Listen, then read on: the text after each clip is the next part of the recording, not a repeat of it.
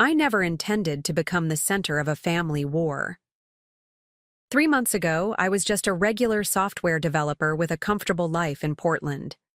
Now I'm the person my in-laws whisper about when they think I'm not listening. The one they're trying to manipulate out of an inheritance they didn't even know existed until recently. My name is Alex Morgan, and I discovered that family loyalty has a price tag, one my father-in-law was all too willing to put on display.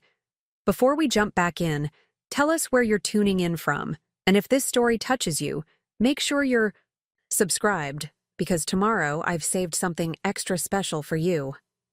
Just sign the papers, Alex. It's what's best for everyone involved.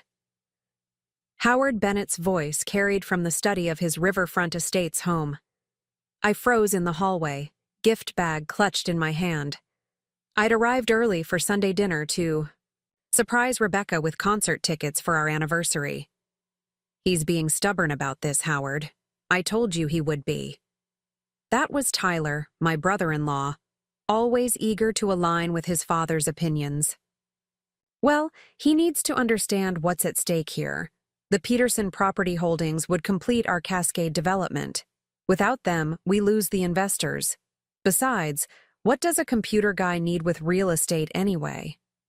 I pressed myself against the wall, heart pounding. The Peterson property holdings they were discussing so casually had belonged to my grandmother Eleanor, my last living relative until she passed away 3 months ago. The inheritance wasn't supposed to be accessible until her trust fully executed on my 35th birthday, still 3 years away. Rebecca says he hasn't even read through all the trust documents yet, probably doesn't understand what he's sitting on. Howard's dismissive tone made my blood boil. If he signs the transfer paperwork tomorrow, we can still make this work. The family needs to present a united front. A united front. That's what Howard always talked about at family gatherings. The Bennetts stick together. The Bennetts support each other's ventures. The Bennetts put family first. Apparently, that family unity had a condition. As long as Howard was the one benefiting. What if he starts asking more questions? Tyler. Again, sounding nervous. About the original trust conditions? He won't. Rebecca will make sure of it. She understands what this means for the family business. My wife's name hit me like a physical blow. Rebecca was involved in this? The same woman who'd encouraged me to take time processing my grief before making any decisions about the inheritance? And if that doesn't work, Howard continued, lowering his voice, there's always the backup plan. The documents Megan prepared.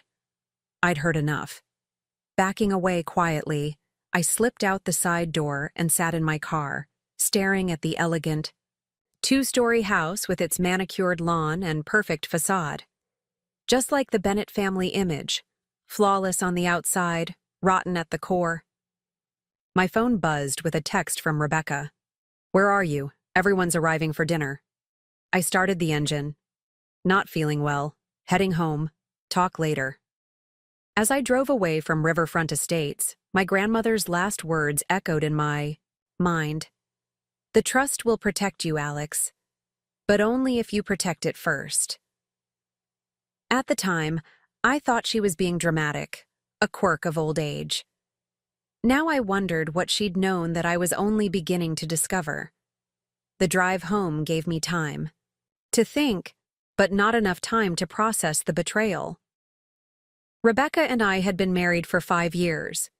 We'd met in college, built a life together, even talked about starting a family soon. Had it all been part of Howard's long game? A way to eventually access my family's assets? When Grandma Eleanor died, the Bennetts had seemed supportive. Howard offered to have his company lawyers look over her will as a favor to family. Diane brought food and checked on me daily.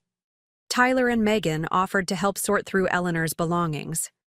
Their concern seemed genuine, until the details of her estate became clear. Eleanor Peterson hadn't just left me her modest house in Cedar Heights. She'd left a substantial trust that included commercial properties in 3 states, a mountain, retreat in the Cascades, and controlling interest in the Peterson Educational Foundation. The revelation had surprised me as much as everyone else. Grandma had always lived modestly, giving no indication of her wealth. I pulled into our driveway and sat there, engine off, trying to decide what to do next. The house lights were off. Rebecca was still at her parents' place, unaware that I'd overheard everything. My phone buzzed again with a call from her, but I let it go to voicemail. I needed evidence before confrontation. Inside, I went straight to the home office and opened the safe behind the bookshelf. The trust documents were there, still in the envelope from the executor. I'd been so overwhelmed with grief that I'd barely skimmed them, trusting Rebecca when she said we had time to review everything properly.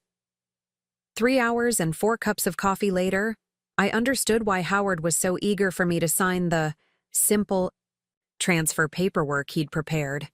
Eleanor's trust explicitly prohibited selling any of the properties until 10 years after her death, unless the proceeds went directly to expanding the educational foundation.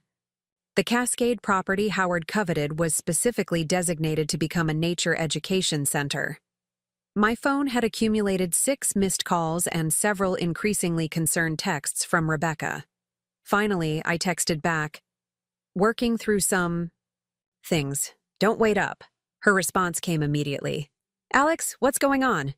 Dad said you left without saying anything. Are you okay?" I didn't answer.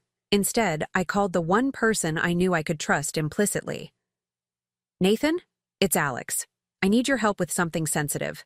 Can you come over?" Nathan Chen and I had been friends since college. He'd gone into cybersecurity while I pursued software development. If anyone could help me navigate this situation and verify what I was suspecting, it was him. "Give me 20 minutes, he said, no questions asked. While waiting, I searched for more information. Hidden in the middle of the trust document was a sealed letter with instructions to open it in case of any disputes over the estate. My hands shook as I broke the seal. "Dear Alex," it began in my grandmother's familiar handwriting. "If you're reading this, something has made you question the intentions of those around you. Trust your instincts. There are people who have been watching the Peterson assets for years, waiting for an opportunity. Your grandfather and I built everything legitimately, but others have tried to use shortcuts. The flash drive in this envelope contains documentation that may help you understand who you can trust. Remember that true family is defined by actions, not blood or marriage certificates. All my love, Grandma Eleanor." Inside the envelope was a small flash drive. I was staring at it when the doorbell rang. Nathan took one look at my face and said, "This is bad, isn't it?" I nodded, letting him in. "I need to know what's on this drive, but I'm afraid of what I'll find." "Then let's find out together," he said, taking the drive and plugging it into his laptop rather than mine, "just in case there's anything malicious on here." The drive contained hundreds of files, financial records, emails, photos, and recorded conversations, all meticulously organized and dated. Eleanor had been gathering evidence for years. "Your grandmother was running counterintelligence," Nathan said, impressed. "Look at this. Emails between Howard Bennett and investors discussing a long-term acquisition strategy for the Peterson properties. Dating back 7 years ago." I felt sick. That's when Rebecca and I started dating. Nathan gave me a concerned look but continued scrolling. "There's more. Financial records showing how Bennett Development has been struggling for the past decade. They've been over-leveraged on several projects. According to these projections, without new developments on the scale of what your family's properties would allow, they're heading for serious trouble. So this whole time, I don't know what your wife's involvement is," Nathan said carefully, "but her family has definitely been planning this for years. The question is, what are you going to do now?" My phone buzzed again. "Rebecca, coming home now. We need to talk." I showed Nathan the message. "I need to know exactly what I'm dealing with before she gets here." Then let's see what else Grandma Eleanor left you, he said, opening another folder labeled Bennett Connections. What we found shook me to my core. Photos of Howard meeting with city officials who later approved his controversial developments. Records of payments to shell companies that traced back to the same officials. Environmental reports that had been altered to facilitate permits. Alex, Nathan said quietly, your father-in-law isn't just after your inheritance. Based on these documents, he's been involved in some seriously questionable business practices. And if he gets control of your grandmother's properties, he'll use them to bail out his company and continue the same practices, I finished. We heard a car pull into the driveway. Nathan quickly copied the files to his secure cloud storage. Whatever happens, we have backups now. Call me anytime, day or night. After Nathan slipped out the back door, I sat in the darkened living room, waiting. Rebecca entered, flipping on the lights and jumping when she saw me. Alex, you scared? Me? What's going on? Why have you been ignoring everyone's calls? I studied my wife's face, the person I'd shared everything with for 5 years. Was she an active participant in her father's schemes, or just another pawn? I went to your parents' house early, I said carefully. I overheard an interesting conversation between your father and Tyler. Her expression flickered, concern, then something like resignation. What did you hear? Enough to know that tomorrow's meeting isn't about reviewing the trust options. It's about pressuring me to sign away my inheritance to bail out Bennett Development. Rebecca sat down heavily on the couch across from me. It's not like that, Alex. Dad's company is going through a rough patch. The family needs to stick together through this. The properties would still benefit everyone, including us. Including us? Or including your family's business? I pushed the trust documents toward her. Did you know about these conditions? That the properties can't be sold for development? She looked away. Dad said those conditions could be reworked. With the right legal approach. The right legal approach, I repeated. You mean the documents Megan prepared? What exactly did she prepare, Rebecca? Forged paperwork? Altered trust conditions? You don't understand how important this is. Rebecca's voice rose. Bennett Development isn't just a company. It's our family legacy. My grandfather built it from nothing. If it fails, we lose everything. And that justifies manipulating me? Using our marriage as a way to access my grandmother's estate? Her silence was answer enough. How long, Rebecca? How long have you known about this plan? She stared at her hands. Dad approached me after we got engaged. He said it was just good business sense to unite the family's assets eventually. Preparing and narrating this story took us a lot of time, so if you are enjoying it, subscribe to our channel. It means a lot to us. Now back to the story. It wasn't supposed to be like this, so rushed, so desperate. But you went along with it, I said, the reality sinking in. All these years. I love you, Alex. That was never fake. But I love my family too. Can't you understand that? Stood up, suddenly needing distance. I'm not attending that meeting tomorrow. You have to! Panic edged her voice. Dad's investors are expecting an answer. If you don't sign, then what? What's the backup plan Howard mentioned? The one involving Megan's documents? Rebecca's face paled. I don't know what you're talking about. But I could see in her eyes that she did. Whatever they had planned, it was serious enough to frighten her.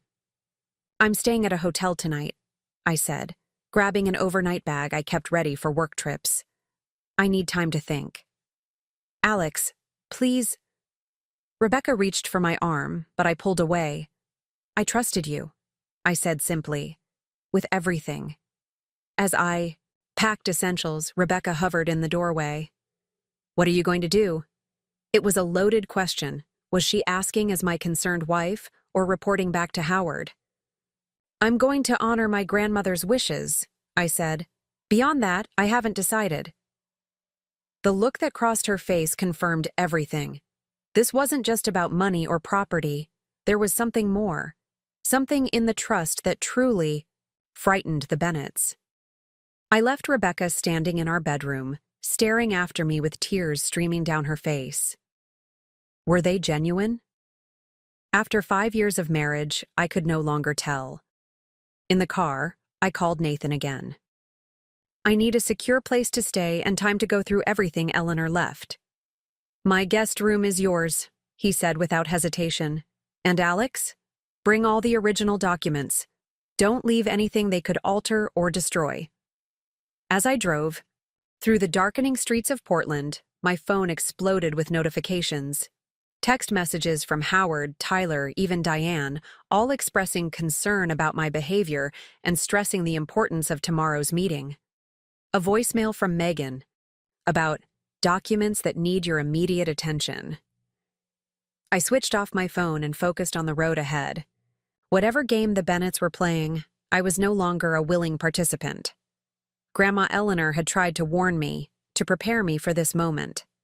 Now I needed to understand exactly what she'd been protecting, and why the Bennetts wanted it so badly. Nathan was waiting outside his apartment building when I arrived, helping me quickly unload my bags and the box of documents. "Your in-laws have resources," he warned as we rode the elevator. "If they're as desperate as these files suggest, they might not stop at manipulation." "You think they'd go further?" Nathan's expression was grim. "People rarely show their true faces until money and power are on the line. Let's make sure we're prepared for whatever comes next." Inside his apartment, we set up what Nathan jokingly called Operation Trust Fall, spreading documents across his dining table and setting up secure systems to analyze everything Eleanor had collected. "Your grandmother was thorough," Nathan said, examining a spreadsheet of property valuations. "According to this, the total value of the trust assets is well over $15 million. No wonder Howard's salivating." But as we dug deeper into the files, we discovered something unexpected. The most valuable asset wasn't the real estate at all. It was a patent portfolio held by the Peterson Educational Foundation. Patents that related to educational technology, including several that were currently being used by major tech companies. "These licensing agreements generate millions annually," I said, stunned. "All going directly to educational programs and scholarships."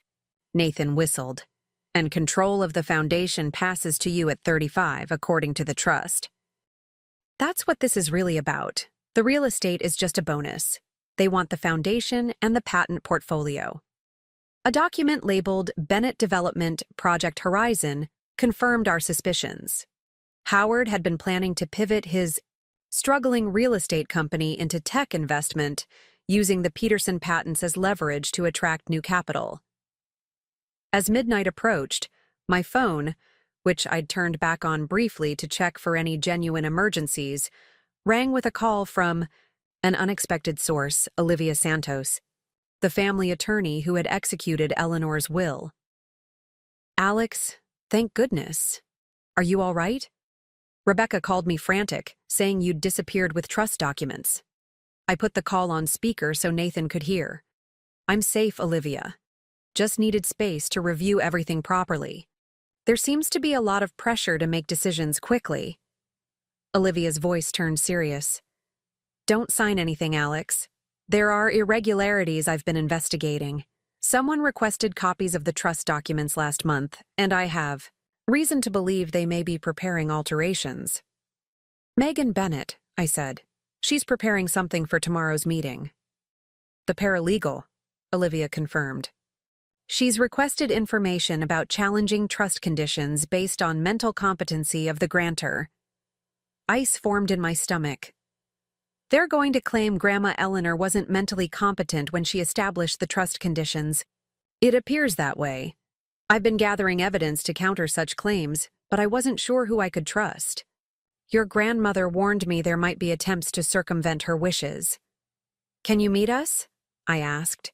"I have files Eleanor left that you should see." We arranged to meet Olivia at her office early the next morning, before the scheduled Family meeting at Lakeside Country Club. As I ended the call, Nathan handed me a cup of coffee. Try to get some rest, he advised. Tomorrow's going to be a long day. But sleep was impossible. Every time I closed my eyes, I saw Rebecca's face, heard Howard's confident voice discussing me as if I were merely an obstacle to overcome. How had I missed the signs all these years? Around 3 a.m., my phone lit up with a text from an unknown number. The children don't know anything. Please remember that. Diane. My mother-in-law had never reached out to me independently before. What did she mean? Which children? Zoe and Jake? Tyler's kids? Was this some kind of threat or a genuine plea? I showed the message to Nathan, who was still awake and analyzing financial records. Could be a trap to get you to respond and track your location, he warned. Or could be genuine concern. Either way, save it as evidence. By dawn, we had assembled a clear picture of what we were facing. Howard Bennett's company was 3 months away from defaulting on major loans.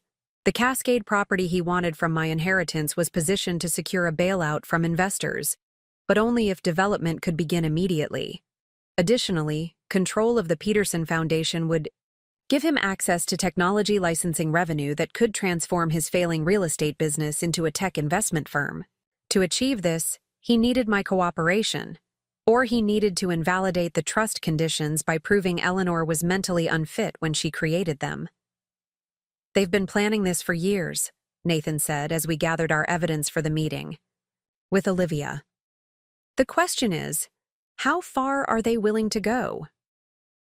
I stared at the family photo still in my wallet, Rebecca and me on our wedding day, surrounded by smiling Bennetts. Had it all been a calculation? A business strategy disguised as family connection? I guess we're about to find out, I said, putting the photo away and picking up my grandmother's files. Whatever came next, I knew one thing for certain. Eleanor.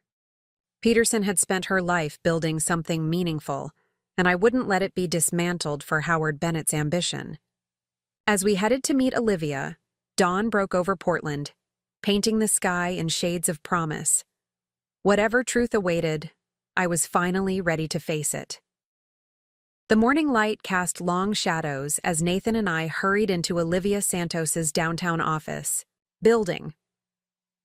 The evergreen building stood in stark contrast to the older architecture surrounding it, all glass and steel, much like Howard Bennett himself. Imposing, transparent on the surface, but with structural secrets hidden within.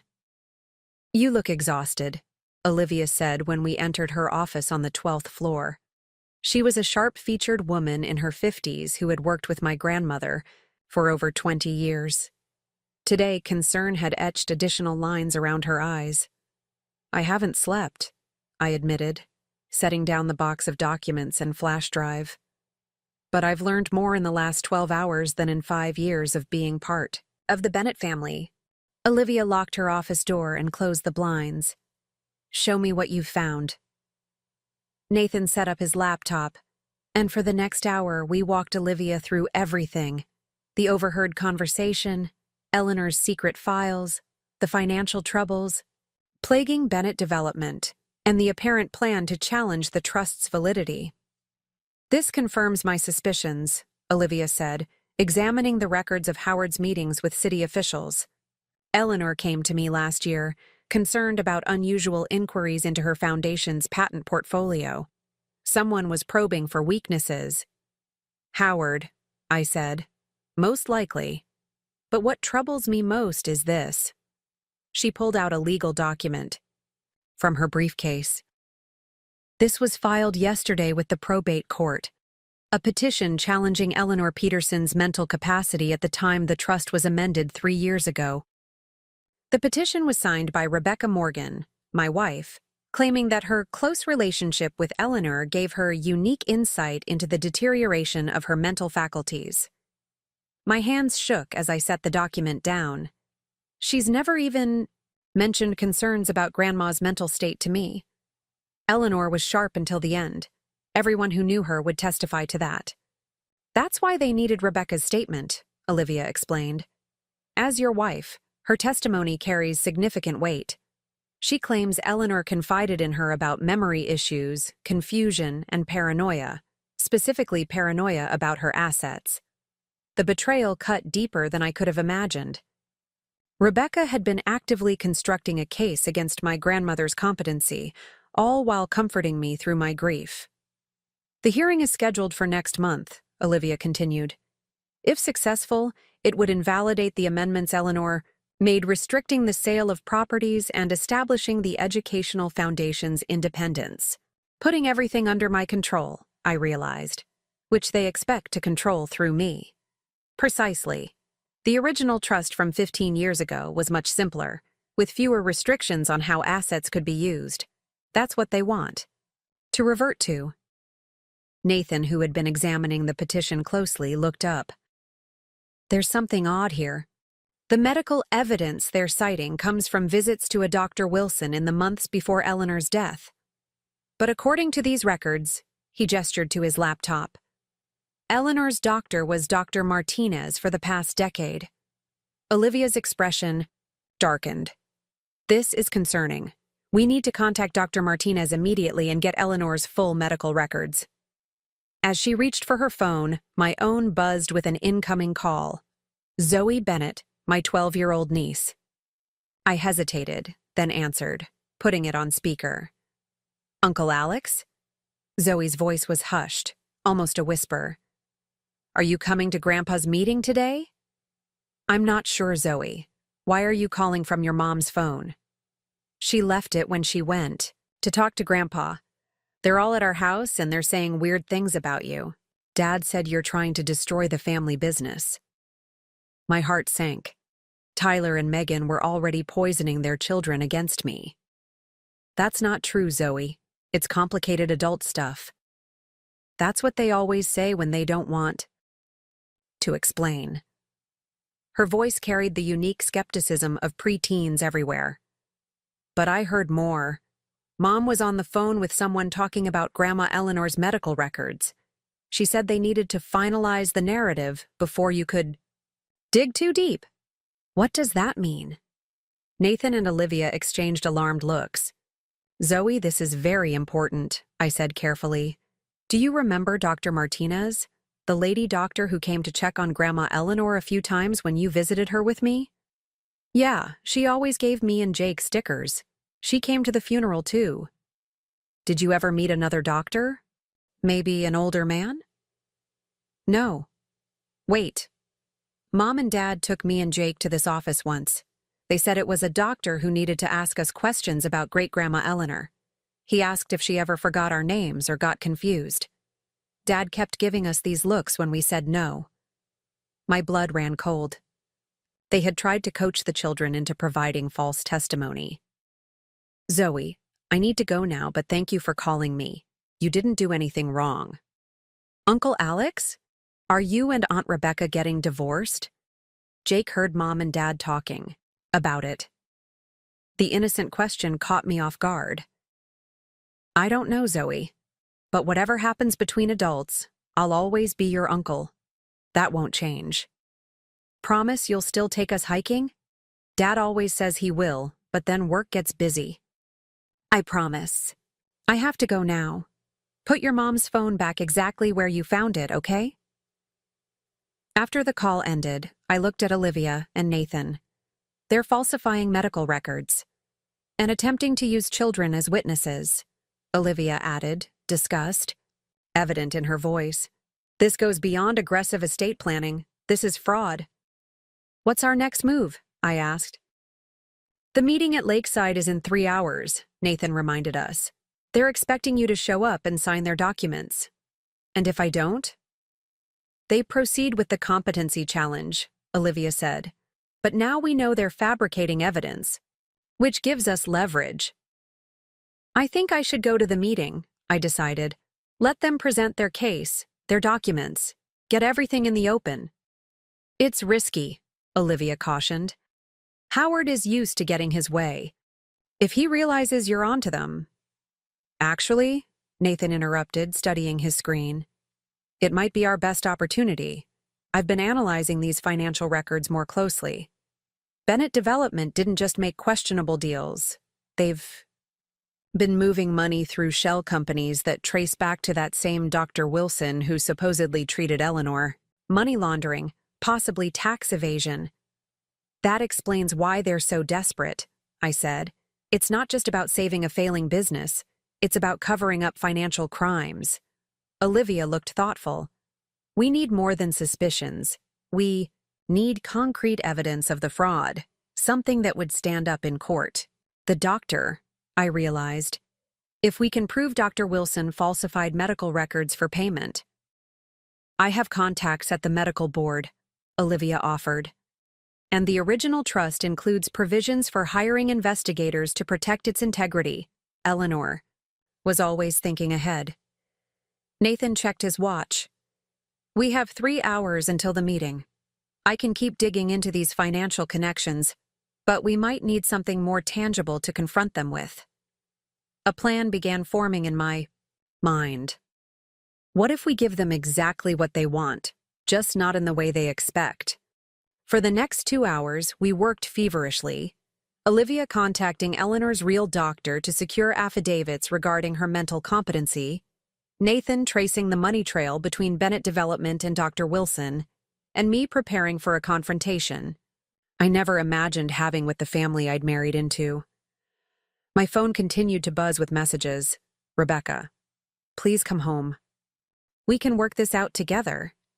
Howard, son, I understand you're upset, but family stands together in hard times. This meeting is crucial for all our futures. Tyler, whatever you think you know, you don't have the full picture. Don't make a decision that hurts everyone, including Rebecca. Diane, the children are asking about you. Please consider them before you make any rash decisions. The message from Diane gave me pause. Her cryptic text from last night, combined with this appeal to consider the children, suggested she might not be fully aligned with Howard's schemes. Was there a potential ally within the Bennett family itself? As we prepared to leave for Lakeside Country Club, Nathan handed me a small recording device. Just in case. Oregon is a one-party consent state for recordings. Olivia gave me a reassuring squeeze on the shoulder. Eleanor chose you as her trustee for a reason, Alex. She believed in your integrity, even if she had concerns about the influences around you. The drive to Lakeside took us through Portland's wealthiest neighborhoods, past homes that rivaled the Bennetts in grandeur. The country club itself was an exclusive retreat nestled against the water, its stone facade and manicured grounds, projecting old money and established power. Mr. Morgan, the valet greeted me by name as I pulled up. The Bennett party is in the Sequoia Room. Of course they were, the most expensive private dining room where Howard conducted his most important business deals. I'll be monitoring things from my car in the parking lot, Nathan said, handing me a Bluetooth earpiece disguised as a hearing aid. If things get ugly, just say, I need to consider all perspectives, and I'll call with an emergency. Olivia would be arriving separately, timing her entrance for maximum impact. We'd agreed that surprise was our strongest advantage. The walk through Lakeside's hushed corridors felt surreal. Staff nodded respectfully, unaware of the drama about to unfold. Through floor-to-ceiling windows, I could see wealthy patrons enjoying lunch on the terrace, their lives untouched by the kind of betrayal waiting for me behind closed doors. I paused outside the Sequoia Room, hearing the murmur of voices inside. Taking a deep breath, I adjusted the recording device in my jacket pocket and pushed open the heavy wooden door. The conversation stopped abruptly. Around the massive table sat the entire Bennett clan, Howard at the head, Diane to his right, Tyler and Megan across from them, and Rebecca, my wife, at the far end, her eyes red-rimmed from crying. Alex. Howard stood, fixing his face into a concerned fatherly expression. We were worried about you, son. Were you? I moved to the empty seat they'd left for me. directly opposite Howard, where I'd be facing the full pressure of his personality. I find that hard to believe, considering what I overheard yesterday. A flash of alarm crossed Howard's face before he recovered. You misunderstood a complex business discussion. If you'd stayed, we could have explained everything. I'm here now, I said, settling into the chair. Explain. Howard exchanged glances with Tyler, who nodded almost imperceptibly. A practiced routine. They'd rehearsed this. Bennett Development is facing a challenging transition period, Howard began smoothly. The real estate market is shifting, and we need to diversify our investments to secure the family's future, everyone's future, including yours and Rebecca's. Tyler jumped in. The properties in Eleanor's trust represent a unique opportunity.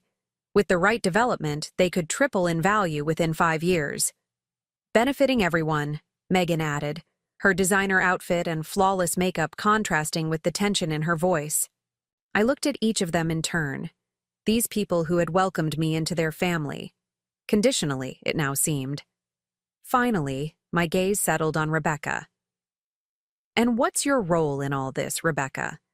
Besides filing legal paperwork claiming my grandmother was mentally incompetent. She flinched as if I'd struck her. That's not... We're trying to simplify things, Alex. The trust conditions are unnecessarily restrictive. Unnecessarily restrictive, I repeated. Is that the legal terminology Dr. Wilson suggested when you took Zoe and Jake to his office? When you tried to coach them into saying Eleanor was confused? The color drained from Megan's face. You've spoken to the children? They're smarter than you give them credit for, I said. They know when adults are trying to manipulate them. Howard's mask of paternal concern hardened into something colder. That's enough. We're here to discuss business, not to throw around accusations. Let's discuss business then. I leaned forward. Bennett Development is 3 months from bankruptcy. You've been moving money through shell companies to hide losses and evade taxes.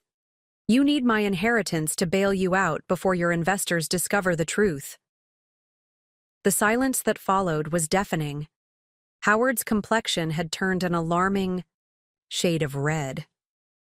Where did you get that information? His voice was deadly quiet.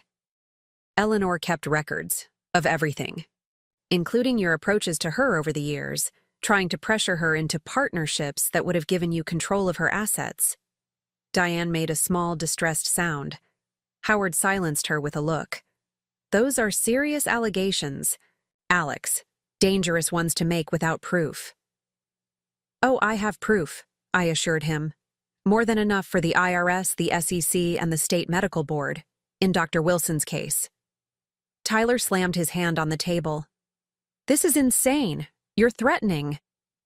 Your own family based on some paranoid old woman's ramblings? Watch your mouth, I snapped, surprising even myself with the vehemence in my voice. That paranoid old woman built something lasting and meaningful, something she protected from people like you, who see others' work as something to appropriate. We can still resolve this as a family, Howard said, his businessman's instincts kicking in. Damage control. Whatever Eleanor told you, whatever you think you know, we can work through it together.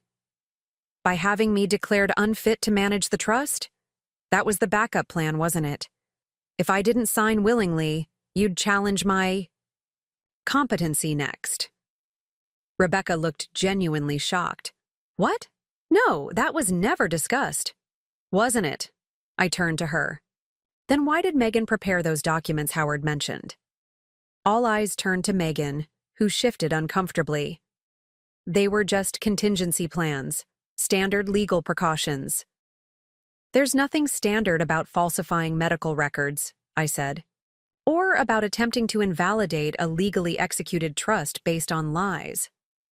Howard stood abruptly. I think we need to take a step back.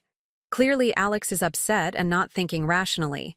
Perhaps we should reconvene when you've had time to destroy evidence, create new falsified documents? No, Howard. We finish this today.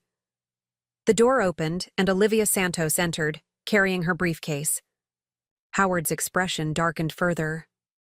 "This is a private family meeting," he said. "You weren't invited, Olivia." "I invited her," I said. "As the legal executor of Eleanor Peterson's estate, she has every right to be here, especially when discussing attempts to challenge the trust's validity." Olivia set her briefcase on the table with a decisive click. "I've just come from meeting with Dr. Martinez, Eleanor's actual physician for the past 12 years. She's provided a complete medical history and an affidavit confirming Eleanor. Peterson was of sound mind until her death. Additionally, I've filed emergency motions to protect the trust assets pending investigation of potential fraud." "This is outrageous," Howard sputtered. "You can't just—" "I've also," Olivia continued calmly, "notified the state medical board about Dr. Wilson's apparent willingness to create false medical histories. They're quite interested, especially given the financial connections between his practice and Bennett Development subsidiaries." The room went utterly still. Then Diane did something unexpected.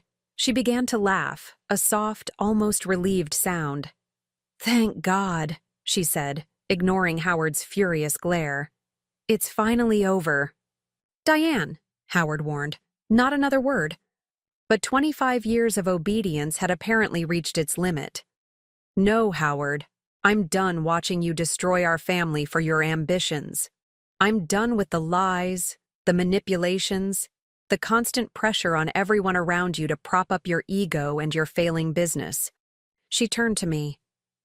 "Alex, I tried to warn you last night. I knew Howard was desperate enough to do almost anything. I just couldn't bring myself to openly betray him. Not until now."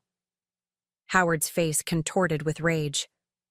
"After everything I've built for this family—" "You built nothing," Diane cut in with surprising force. "Your father built Bennett Development. You've been riding his reputation while slowly dismantling his legacy with shortcuts and schemes. The children deserve better than to watch you drag the Bennett name through criminal proceedings." Rebecca had gone completely pale. "Criminal proceedings? Mom, what are you saying?" "Your father has moved well beyond aggressive business tactics," Diane said wearily. "The tax evasion started 3 years ago. Then came the bribes to city officials. I looked the other way, told myself it was just how business worked. But using the children, trying to steal from Eleanor's foundation, that's where I draw the line." Howard lunged for his wife, but Tyler intercepted him, pushing him back into his chair. "Dad, stop! You're making everything worse!" I sat in stunned silence, watching the Bennett family facade crumble completely. This wasn't how I'd expected the confrontation to go. I'd prepared for denials, for threats, for manipulative appeals to family loyalty, not for this implosion from within. "Is it true?" Rebecca asked her father, voice shaking. "Have you been breaking the law?"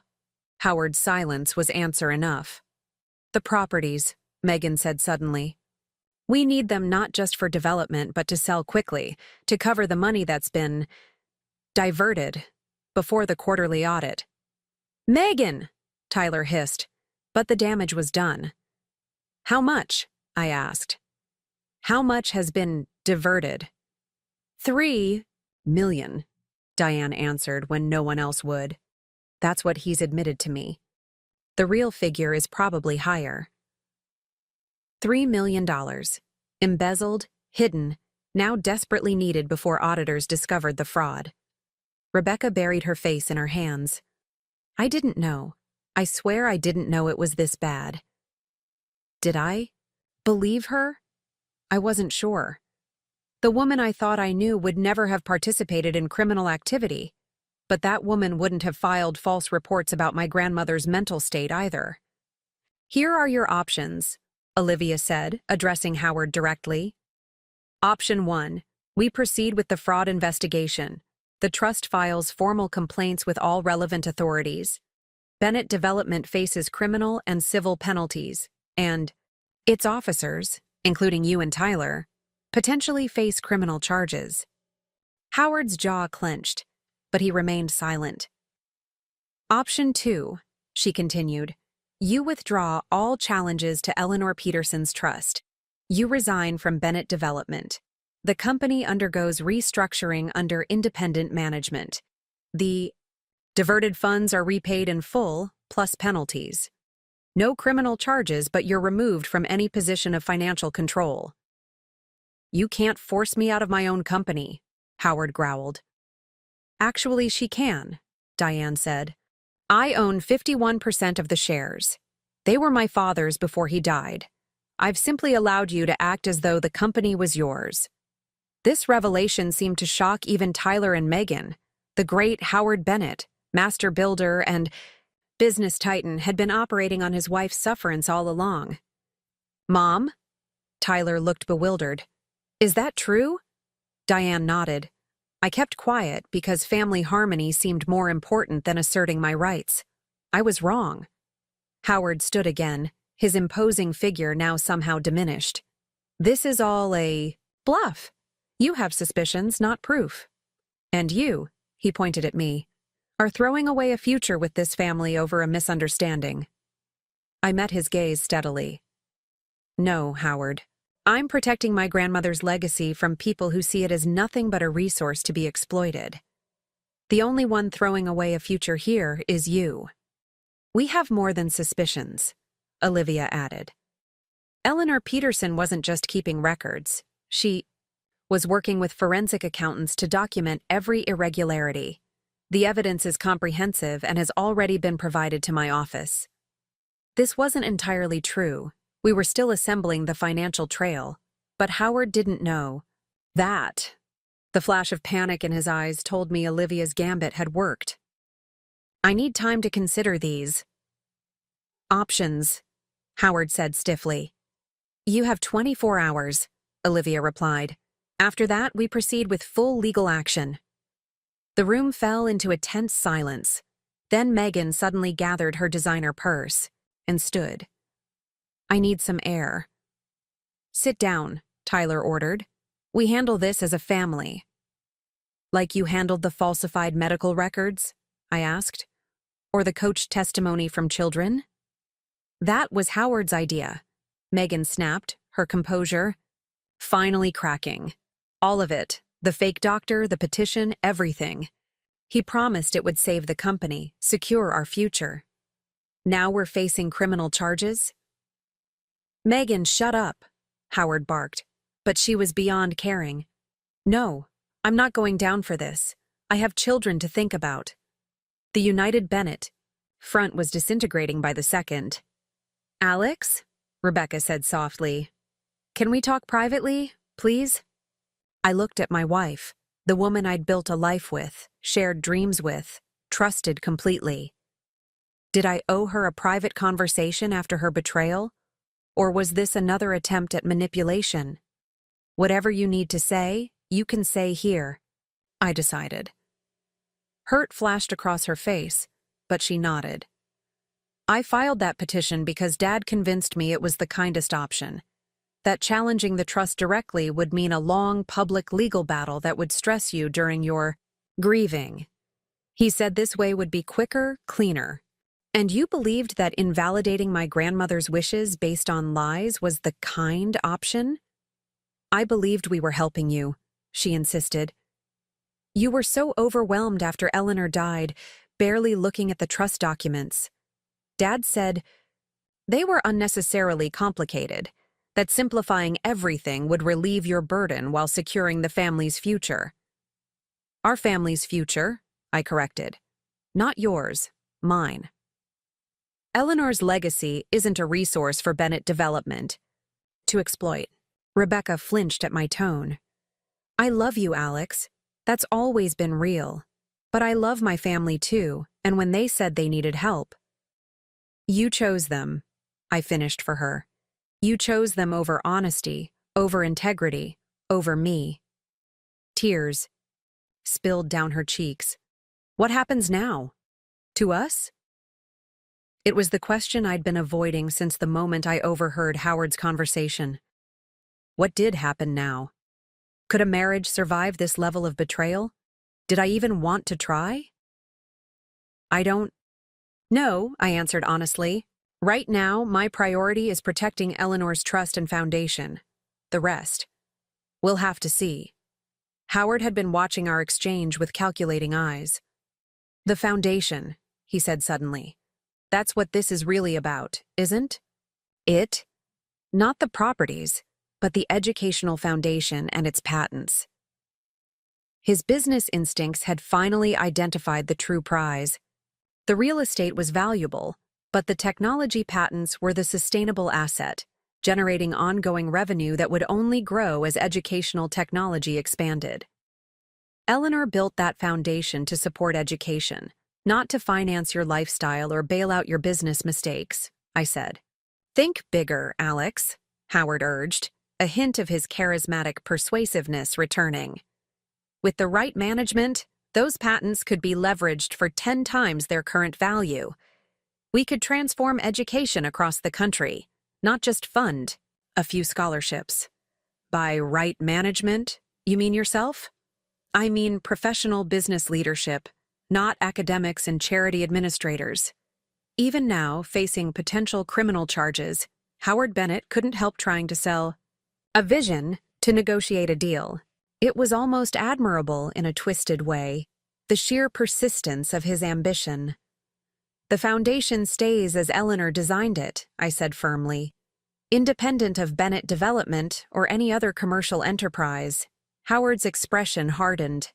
Again. Then you're a fool, just like your grandmother, sitting on a gold mine and content to dig out a few nuggets at a time. Better that than strip mining it for quick profit until nothing remains, I shot back. The tension was interrupted by a knock at the door. A club employee entered, looking uncomfortable at the obvious hostility in the room. Excuse me, Mr. Bennett, but there are 2 gentlemen asking to speak with you. They say it's urgent. Something. About quarterly financial reviews? Howard went rigid. Tell them I'm in a meeting. I'll speak with them later. They were quite insistent, sir. They mentioned regulatory oversight? The auditors. They'd arrived early, perhaps tipped off by the unusual movement of funds we'd discovered. Howard's time had just run out. Tell them 5 minutes, Howard said, visibly struggling to maintain his composure. As the employee left, he turned back to us. This changes nothing. My offer stands. We can all benefit from consolidating these assets under professional management. And our options stand as well, Olivia replied. Resign and cooperate, or face full investigation. Howard looked around the table, searching for allies, but found none. Even Tyler looked away, unwilling to meet his father's gaze. The great Howard Bennett stood alone, his carefully constructed world collapsing around him. 24 hours, he finally said. I'll have my decision then. Without another word, he strode from the room, straightening his expensive suit jacket as if heading into just another business meeting rather than a confrontation that might end his career. In his wake, the remaining Bennetts sat in stunned silence. The family that had presented such a united front just days ago now seemed broken beyond repair, each member isolated in their own version of the unfolding disaster. Diane was the first to speak. I'm sorry, Alex. I should have stopped this years ago. Why didn't you? I asked, genuinely curious. She sighed, suddenly looking every one of her 58 years. Because it's easier to look the other way than to admit you've built your life around someone capable of such deception, until you can't look away anymore. I understood that all too well, looking at Rebecca's tear-stained face across the table. What happens to the children? Megan asked, her earlier defiance replaced by genuine fear. If there are criminal charges? That depends on Howard's decision, Olivia said, and on how cooperative everyone is with returning misappropriated funds. Rebecca stood, her movements unsteady. I need some time to process everything. I nodded, not trusting myself to speak to her directly. The hurt was still too raw, the betrayal too fresh. As the meeting broke up, Nathan's voice came through my hidden earpiece. "You did it. Everything recorded clearly." A small victory, but it didn't feel triumphant. I'd protected Eleanor's legacy, but at what personal cost? As I watched my wife walk away without looking back, I wondered if there was any path forward that didn't end with complete estrangement from the family I'd married into. Tyler approached me hesitantly as the others filed out. "The kids," he said awkwardly. "Zoe and Jake. Whatever happens between the adults, they care about you." "I care about them too," I assured him. "That won't change." He nodded, relieved. For what it's worth, I didn't know about the falsified records. The business problems, yes, but not that other stuff. I didn't know whether to believe him, but it hardly mattered now. "Take care of your children, Tyler. They deserve better than to be pawns in adult games." Left alone with Olivia, I finally let my composed facade crack. What a mess. "Eleanor predicted something like this might happen," she said gently.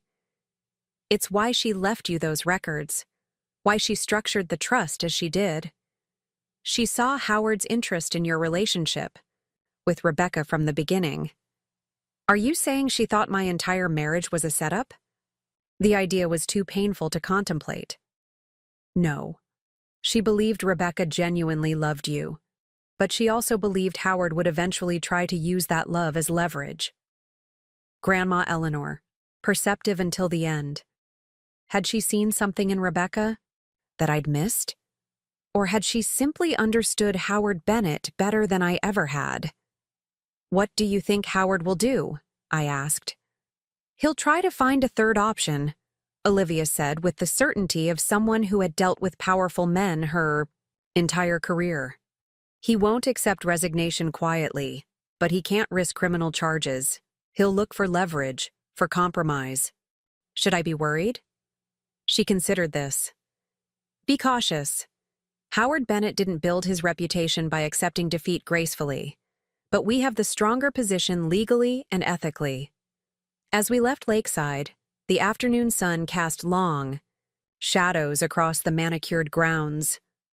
Club members continued their rounds of golf, their tennis matches, their leisurely lunches, unaware of the drama that had just unfolded in the Sequoia Room. Life went on, unchanged for them.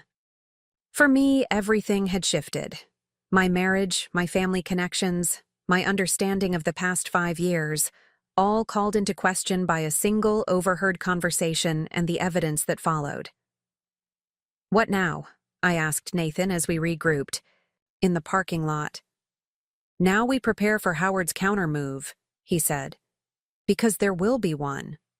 I nodded, gazing back at the imposing country club building. The confrontation had gone better than expected in some ways, worse in others. Howard was cornered but not defeated. The Bennett family was fractured but not completely aligned against him. And Rebecca, my wife, my partner, the woman I'd planned a future with, where did her loyalties truly lie? With her father's ambitions? With our marriage? Or somewhere in between? "Eleanor trusted you to make the right decisions," Olivia reminded me. "Whatever comes next, remember that." As we drove away from Lakeside, I couldn't help feeling that this wasn't the end of the battle for my grandmother's legacy. It was just the beginning. Howard Bennett was wounded, but still dangerous. And the hardest choices, the most personal ones, still lay ahead. The true test wasn't just protecting Eleanor's assets. It was deciding what kind of person I wanted to be in the face of betrayal, and what kind of future I wanted to build from the broken pieces of trust. The Portland skyline glittered with early evening lights as I sat in Nathan's apartment, staring at the recording device that had captured everything at Lakeside. We'd been analyzing the audio for hours, planning our next moves, preparing for Howard's inevitable counterattack. "He's too quiet," Nathan said, pacing the living room. "It's been 8 hours since the meeting and nothing. No calls, no emails, No legal maneuvers we can detect. That's what worries me, I admitted. Howard Bennett doesn't just accept defeat and disappear. My phone buzzed with a text from Rebecca. I'm staying at my parents' house tonight. We need time apart to think. I showed Nathan the message. At least she's being direct now. Or she's helping her father strategize, he pointed out. We can't assume anyone in that family is being genuine, especially after what we learned today. The revelation that Diane secretly owned controlling interest in Bennett Development had shocked everyone, including apparently Howard himself. The family's power dynamics weren't what they'd seemed, which made predicting their next moves even harder. Olivia's forensic accountants are still going through Eleanor's records, I said. But they've confirmed at least 2 are. $7 million in suspicious transfers from Bennett Development to offshore accounts. Howard wasn't just embezzling, he was preparing an escape plan. The question is whether he'll use it, Nathan replied. Fleeing. The country would mean abandoning everything he's built, admitting defeat. His reputation is already damaged. The auditors who showed up at Lakeside won't stay quiet. Even if he returns the money, the business community will know. My phone rang. Olivia Santos. Alex, we have a situation. Howard just filed an emergency motion with the probate court claiming you're mismanaging Eleanor's estate and requesting a temporary freeze on all assets. What? On what grounds? He's claiming you've refused reasonable family settlement discussions and are acting against the interests of potential beneficiaries. It's a desperate move, but it could tie things up for weeks while the court investigates. I rubbed my temples, feeling a headache building. Can he do that? I'm the named trustee. He's claiming Eleanor was manipulated into naming you sole trustee during a period of diminished capacity. It's the same argument they were building, with the falsified medical records just repackaged. So he's doubling down on fraud, essentially, but he's also trying another angle, claiming that as Rebecca's husband, you have a fiduciary responsibility to consider her interests in any decisions about family assets. We're talking about my grandmother's estate, not marital property. I know that, but it creates enough legal questions to potentially delay things. The hearing is scheduled for tomorrow morning. I need you to come to my office first thing to prepare. After ending the call, I filled Nathan in on Howard's latest move. Classic Howard, Nathan said. When direct pressure fails, create legal complications. He's buying time. For what, though? What's his endgame here? The answer came 20 minutes later when my laptop chimed with an incoming email from an address I didn't recognize. The subject line read, "A reasonable solution." The email contained a single PDF attachment. I scanned it for malware before opening it, then read it aloud to Nathan. Alex, today's confrontation was unfortunate but perhaps necessary to clear the air. While emotions are running high, I believe we can still reach an arrangement that benefits all parties. I propose the following. 1. Bennett Development will withdraw all legal challenges to Eleanor's trust in exchange for a 10-year exclusive development agreement on the Cascade property. 2. The Peterson Educational Foundation will remain independent, but with a restructured board including equal representation from both families. 3. Rebecca will be appointed co-trustee, ensuring both sides of the family have input on major decisions. In return, I will personally ensure that all funds in question are returned to the company accounts before the completion of the audit. This approach preserves Eleanor's legacy while strengthening family bonds rather than severing them. Our families are connected now, Alex. Finding a path forward together is preferable to years of costly, painful legal battles. Howard Bennett. Nathan whistled. He's good.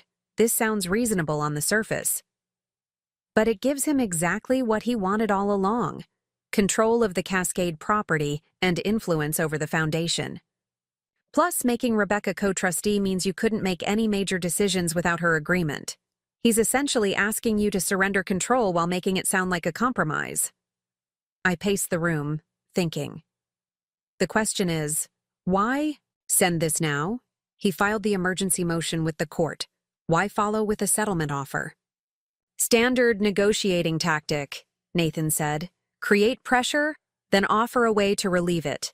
The court motion is the stick. This proposal is the carrot.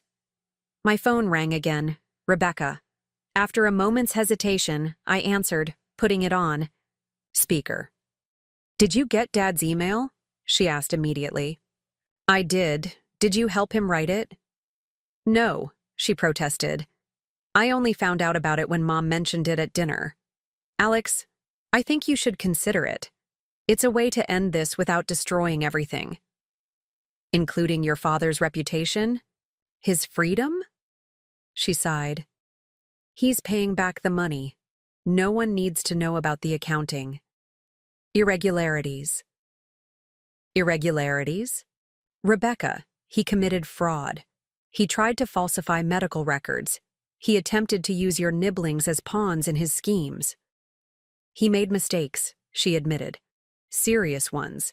But he's still my father. Still your father-in-law. Do you really want to see him prosecuted? What would that do to the family? To us?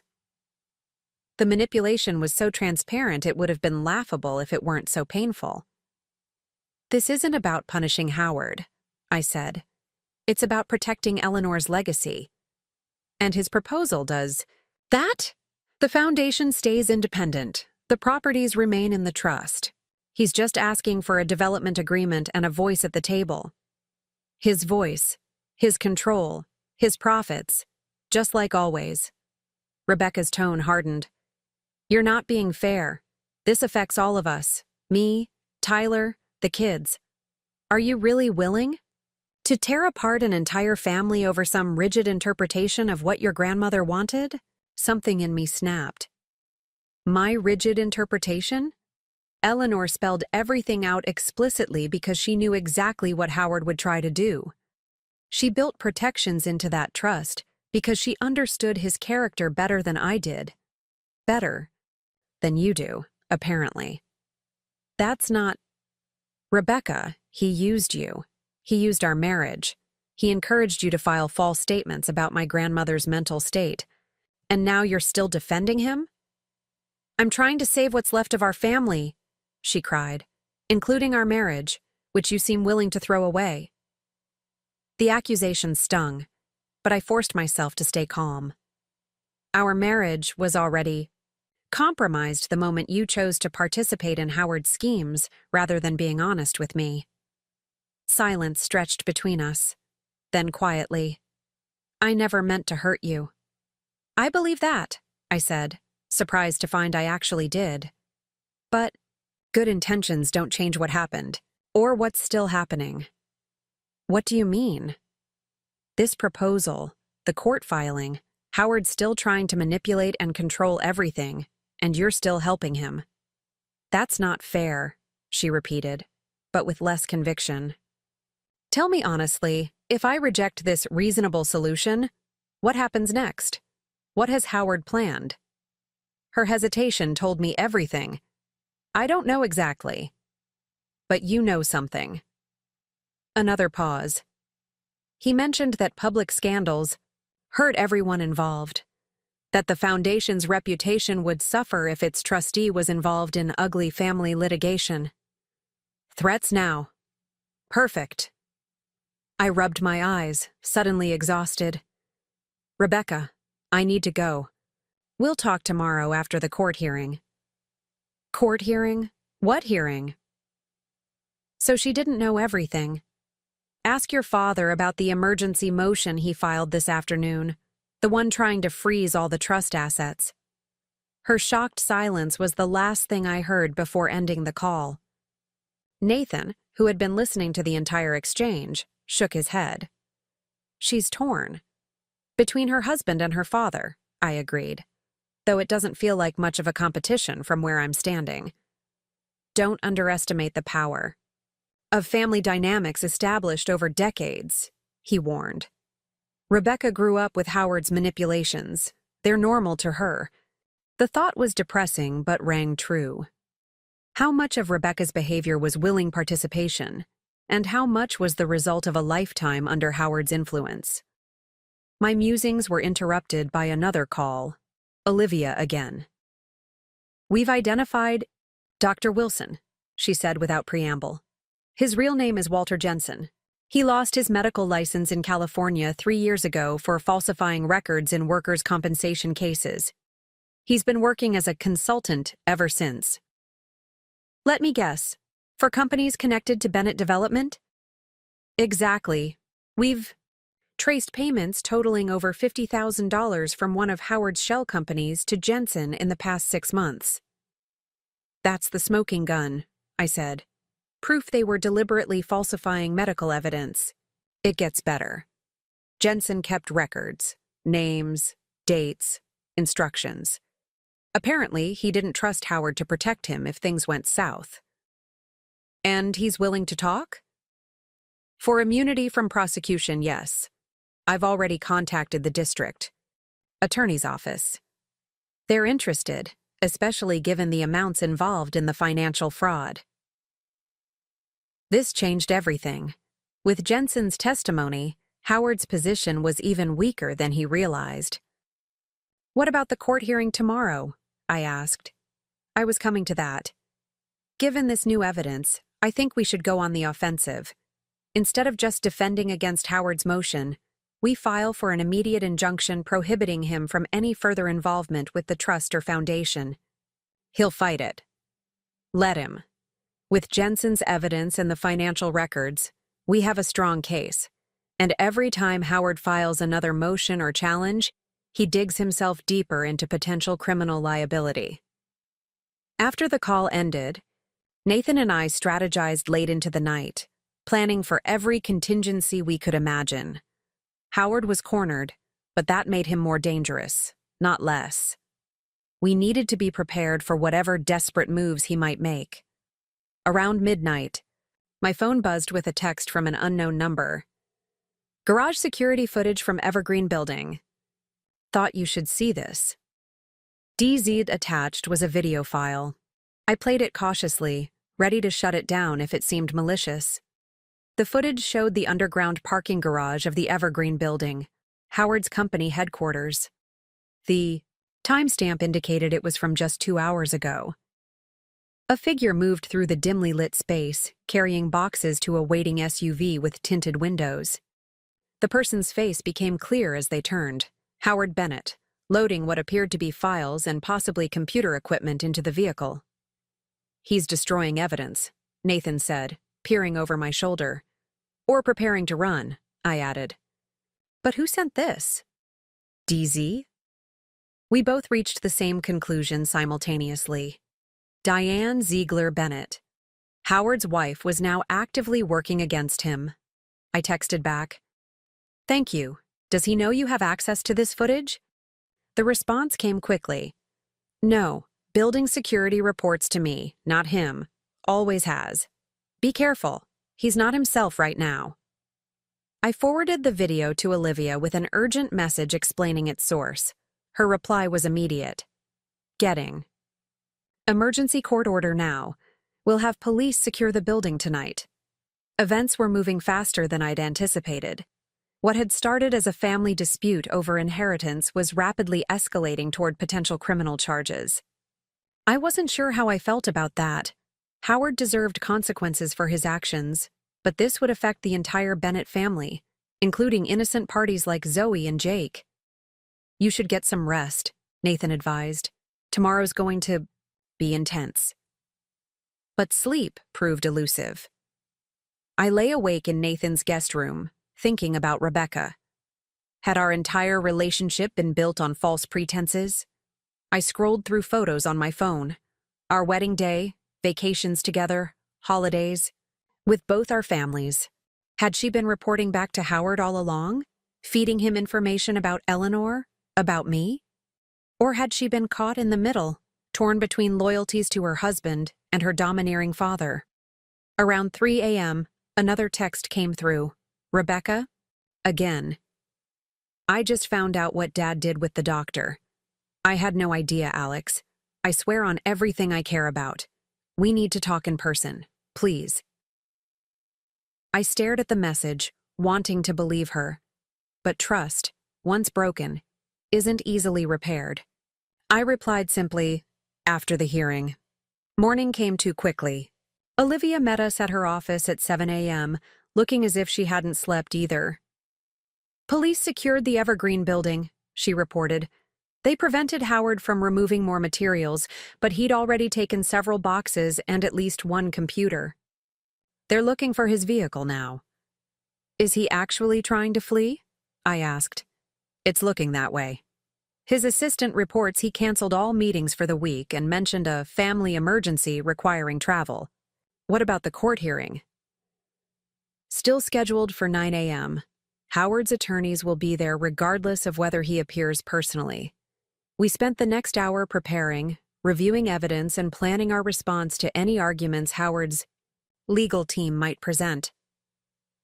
Just as we were preparing to leave for the courthouse, Olivia's phone rang. Her expression transformed as she listened. When? Are you certain? Yes, we'll be there immediately. She ended the call and turned to us. Change of plans. Howard was stopped at Portland International Airport, attempting to board a private flight to Vancouver. He had $250,000 in cash, a second passport, and multiple external hard drives. He's being detained for questioning. The news was shocking, but not entirely surprising. Howard had chosen the third option Nathan had predicted, running rather than facing either resignation or prosecution. What about the hearing? I asked. We're still going, but the dynamics have changed completely. Howard's flight attempt is essentially an admission of guilt. His attorneys will be scrambling to contain the damage. The courthouse was buzzing with activity when we arrived. News of Howard Bennett's airport detention had already leaked, and reporters clustered near the entrance, hoping for statements from anyone connected to the case. We bypassed them through a side entrance, meeting briefly with the district attorney's representative who had joined the case given the emerging evidence of financial crimes. As we entered the courtroom, I saw Rebecca sitting alone in the gallery, her face pale and drawn. Our eyes met briefly before she looked away. Howard's high-powered legal team huddled near the front, their usual confidence visibly shaken. The lead attorney, Martin Grayson, approached Olivia before proceedings began. Ms. Santos, in light of recent developments, we'd like to request a brief continuance to confer with our client. Your client had plenty of time to confer before attempting to flee the country, Olivia replied coolly. We're proceeding as scheduled. When the judge entered and proceedings began, the atmosphere was tense. Grayson immediately moved to have Howard's emergency petition withdrawn. Your Honor, due to a miscommunication about the nature of family discussions, my client wishes to withdraw the petition questioning Mr. Morgan's management of the Peterson Trust. The judge, a no-nonsense woman in her 60s, peered over her glasses. A miscommunication led your client to file sworn statements alleging mismanagement, and then attempt to leave the country with significant cash and electronic devices? Is that your position, Mr. Grayson? Grayson squirmed visibly. The circumstances of Mr. Bennett's travel are being misconstrued, Your Honor. He was simply, save it for the criminal proceedings, the judge cut in. This court's concern is the Peterson Trust and its assets. Miss Santos, I understand you have a counter-petition? Olivia rose. Yes, Your Honor. Given Mr. Bennett's actions and the evidence we've assembled regarding his attempts to improperly influence the Trust's administration, we're seeking an injunction prohibiting him and his associates from any involvement with the Peterson Trust or Educational Foundation. On what grounds? Attempted fraud, Your Honor. We have evidence that Mr. Bennett orchestrated a scheme to falsify medical records regarding Eleanor Peterson's mental capacity, with the goal of invalidating trust provisions that restricted his access to assets. The judge's expression hardened. These are serious allegations. We have documentation and a cooperating witness, Your Honor. Dr. Walter Jensen, formerly known as Dr. Wilson, has provided a statement detailing payments received from Bennett development subsidiaries in exchange for creating false medical histories. Grayson jumped up. Your Honor, these allegations are completely unfounded and irrelevant to today's hearing. On the contrary, the judge replied, they speak directly to the question of whether Mr. Bennett should have any influence over the Peterson Trust. I'll review the evidence and witness statement in chambers. As the judge temporarily recessed to examine the materials Olivia provided, I noticed Rebecca slip out of the courtroom. I followed, finding her in the hallway, leaning against a wall with eyes closed. Rebecca, I said softly. She straightened, wiping away tears. He was really going to run. Leave us all to deal with the fallout. I'm sorry. Don't be. You tried to tell me who he really was. I just couldn't, or wouldn't see it. The moment felt fragile, balanced between reconciliation and further estrangement. Did you know about Dr. Jensen? About the falsified records? No, she said firmly. I knew Dad wanted me to file the petition questioning Eleanor's competency, but he told me it was based on real concerns shared by her friends and associates.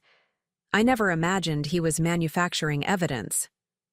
I studied her face, searching for signs of deception. What about our marriage? Was that ever part of Howard's long-term strategy? Pain flashed across her features. How can you ask me that? I loved you. I still love you. Dad may have been happy about the connection to Eleanor's family, but he didn't arrange our relationship. But you never questioned his sudden interest in my grandmother's estate after we married? The convenient timing never struck you as odd? In hindsight, I should have seen the patterns, she admitted. But Alex, you have to understand. Growing up with Howard Bennett as your father means accepting a certain level of manipulation as normal. His schemes and angles were just how business worked. Everyone had ulterior motives in his world. It was a sobering reminder of how differently we'd been raised. My grandmother Eleanor had taught me that integrity wasn't negotiable. Rebecca had learned that everything was potentially a transaction. What happens now? She asked. To Howard? To us? Howard will likely face criminal charges. The evidence is too strong, and his attempt to flee makes him look even more guilty. And us? She repeated, her voice smaller. I didn't have an answer that wouldn't hurt one or both of us. I don't know, Rebecca. Trust is easy to break and hard to rebuild. But not impossible? A flicker of hope in her question. Before I could respond, Nathan appeared in the hallway. They're calling everyone back in. The judge has made her decision. Inside the courtroom, the tension had ratcheted even higher. Howard's attorneys looked grim, while Olivia appeared cautiously optimistic. The judge wasted no time once proceedings resumed. Having reviewed the evidence presented, I find sufficient cause to grant the injunction requested by the Peterson Trust representatives. Howard Bennett and all officers of Bennett Development are hereby prohibited from any involvement. With the Peterson Trust or Educational Foundation pending full investigation of the allegations raised today. She continued, her tone leaving no room for argument. Furthermore, I am freezing all Bennett Development corporate accounts pending review by forensic accountants. The evidence of financial irregularities is too substantial to ignore.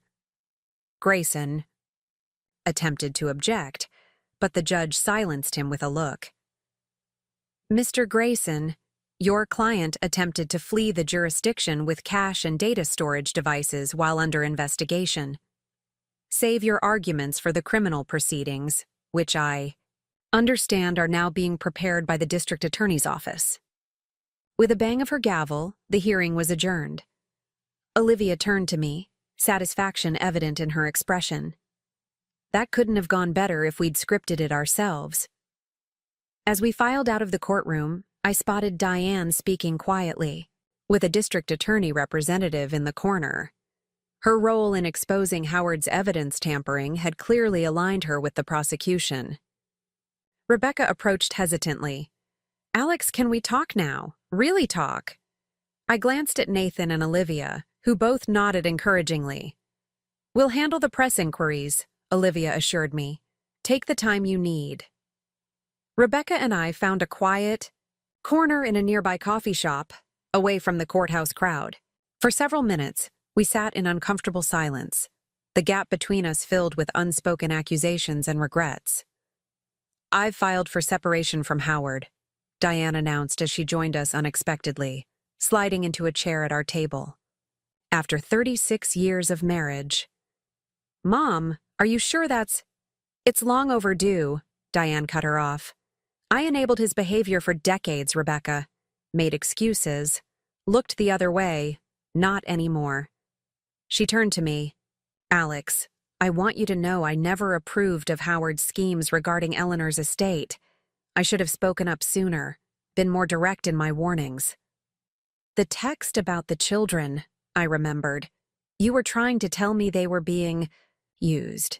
She nodded. "I discovered Howard had taken Zoe and Jake to meet with Jensen. I was furious, but confronting Howard directly would have only made him more secretive. I thought warning you might help." "Why come forward now, though?" Rebecca asked. "Why turn over the security footage of Dad removing files?" Diane's expression hardened. "Because he crossed a line.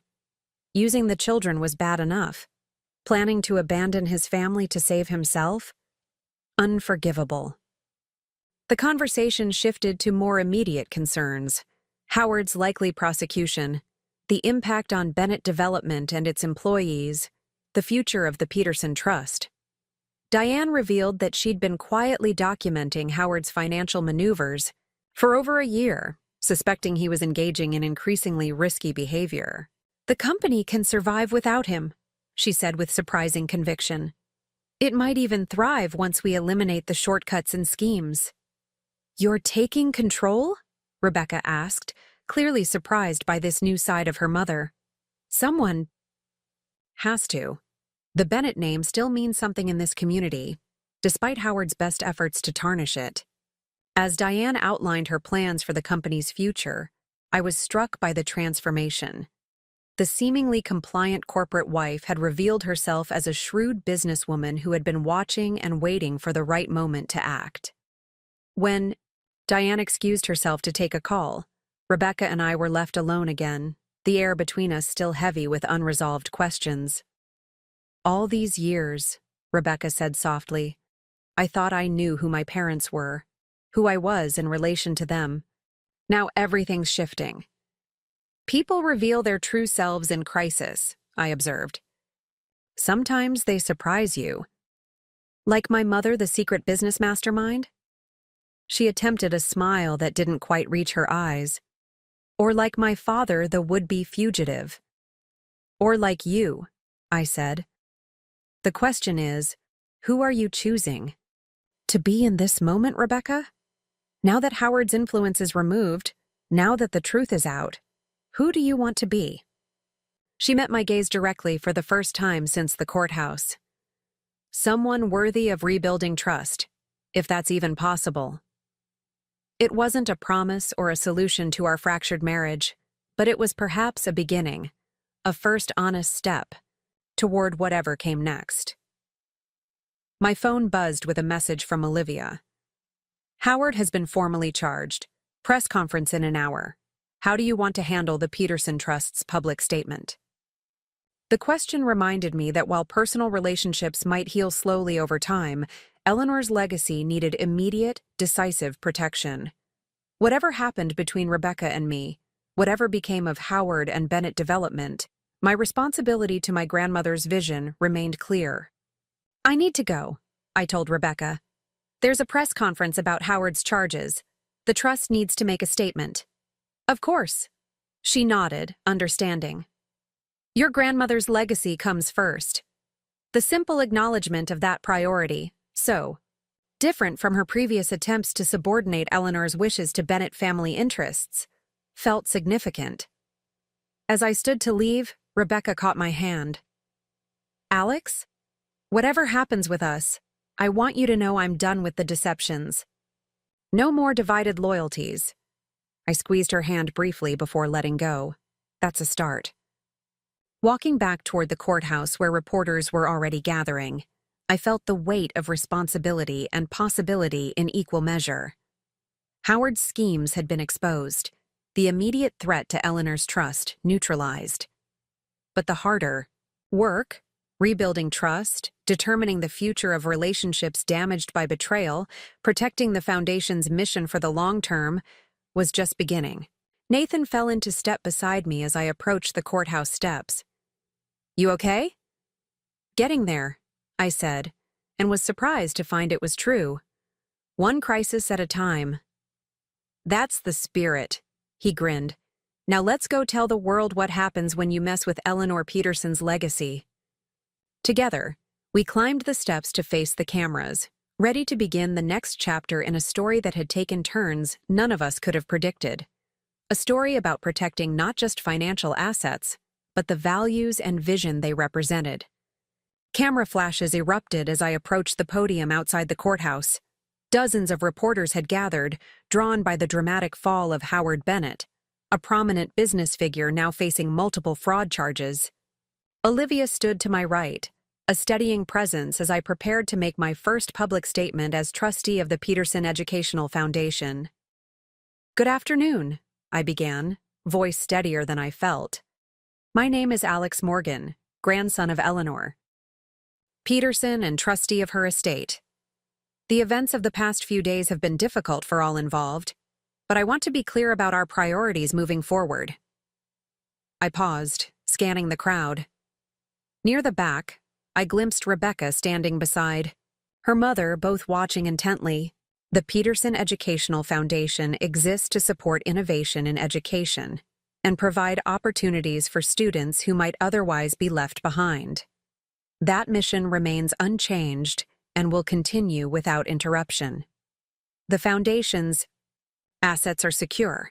Its grants and scholarships will be distributed as planned, and its work will proceed with renewed focus. A reporter shouted, "Mr. Morgan, will you pursue additional charges against Howard Bennett for attempting to defraud the Foundation?" The criminal investigation is in the hands of the district attorney. My focus is solely on protecting my grandmother's legacy and ensuring the Foundation fulfills its purpose. Another voice called out, "What about Bennett Development? Will the Foundation continue any existing partnerships with the company?" All business relationships will be reviewed to ensure they align with the Foundation's mission and values. Beyond that, I have no comment on Bennett Development's operations. I deliberately avoided mentioning Diane's new role in the company. "Mr. Morgan," a television reporter pushed forward, "sources say you only discovered your father-in-law's scheme by accident. Do you believe your wife was involved in the deception?" The question hit like a physical blow, though I'd prepared for it. Personal matters being dragged into public view was inevitable given the circumstances, but still painful. I won't be discussing family matters. This is about protecting a charitable foundation, not airing private grievances. I nodded to Olivia, who stepped forward. "We'll take 2 more questions, and only about the Peterson Trust and Foundation," she stated firmly. After fielding questions about the Foundation's future plans and reassuring the public about the stability of its operations, I stepped away from the microphone. As the crowd dispersed, I noticed Tyler Bennett lingering nearby, his expression unreadable. "Quite a performance," he said as I approached. "The dedicated grandson protecting his inheritance." "It's not an inheritance, Tyler. It's a responsibility." He laughed without humor. "Always the moral high ground with you. Meanwhile, our family is being torn apart." "Your father did that, not me." "Did he? Or did you escalate what could have been a private family matter into a public spectacle?" "Those reporters are circling like vultures. Our stock has plummeted. Clients are canceling contracts." I studied my brother-in-law, trying to understand his perspective. "What did you expect would happen when Howard's schemes were exposed?" "They didn't need to be exposed," Tyler hissed. You could have negotiated privately, found a compromise. Instead, you've destroyed a company that employs hundreds of people. Bennett Development was built on solid foundations before Howard started cutting corners, I reminded him. It can recover under better leadership. Like my mother? Tyler scoffed. She may own the majority shares, but she doesn't understand the business like Dad does. Maybe that's exactly what the company needs. Someone who doesn't see manipulation and fraud as standard business practices. Tyler stepped closer, lowering his voice. You think you've won, don't you? That this is over? Dad may be down, but he's not out. He built contingency plans you haven't even imagined. Is that a threat? It's a reality check. This isn't some morality play where the good grandson triumphs over the evil father-in-law. Real life is messier. He glanced toward Rebecca and Diane, and casualties pile up on all sides. Before I could respond, Tyler walked away, heading toward his wife Megan, who waited by their luxury SUV, her designer sunglasses failing to hide her obvious distress. Olivia joined me, following my gaze. Don't let him get to you. Tyler has always been Howard's most devoted disciple. Do you think he's right? About Howard having contingency plans? Possibly. Men like Howard Bennett don't surrender easily. But whatever he planned, it's likely compromised now that he's in custody and under investigation. Nathan approached, laptop bag slung over his shoulder. The Foundation's servers have been secured, and I've upgraded all security protocols. If anyone tries to access sensitive information, we'll know immediately. Good, I nodded, because according to Tyler, this isn't over. Of course it isn't, Nathan agreed, but we're better prepared now than we were 2 days ago. As we walked toward the parking lot, Rebecca broke away from her mother and intercepted us. Alex, can I speak with you, alone? I hesitated, then nodded to Olivia and Nathan. I'll meet you back at the office. Rebecca waited until they were out of earshot. You did well up there. Grandmother would have been proud. The compliment surprised me. Thank you. I've been thinking about what you asked earlier, about who I want to be in all this. She took a deep breath. I want to be someone who makes things right, not someone who perpetuates harm. Starting with this. She handed me a manila envelope. These are copies of documents I found in Dad's home office last night. Plans for restructuring the foundation if he gained control. Names of board members he planned to install. Companies he intended to direct contracts toward. I accepted the envelope, stunned by this unexpected turn. Why are you giving me this? Because it's the right thing to do. Because Eleanor deserves better than to have her vision corrupted. And because, she faltered, because I want to be worthy of your trust again, even if that takes time. The moment felt pivotal, perhaps the first truly honest exchange we'd had since this ordeal began. This helps, Rebecca. Thank you. There's more, she continued. Tyler wasn't just making empty threats. Dad established offshore accounts years ago, with Tyler as the secondary signatory. I believe they've been moving assets there in preparation for this moment. How do you know this? Mom found documentation when she was gathering evidence. She's been quietly monitoring their financial maneuvers for months. This new information confirmed my suspicions about Howard's extensive contingency planning. Does Diane plan to report this? She's meeting with the district attorney this afternoon. Rebecca glanced toward her mother, who was now engaged in conversation with a court official. Mom's changed. Or maybe she's finally showing who she's always been underneath the compliant wife facade.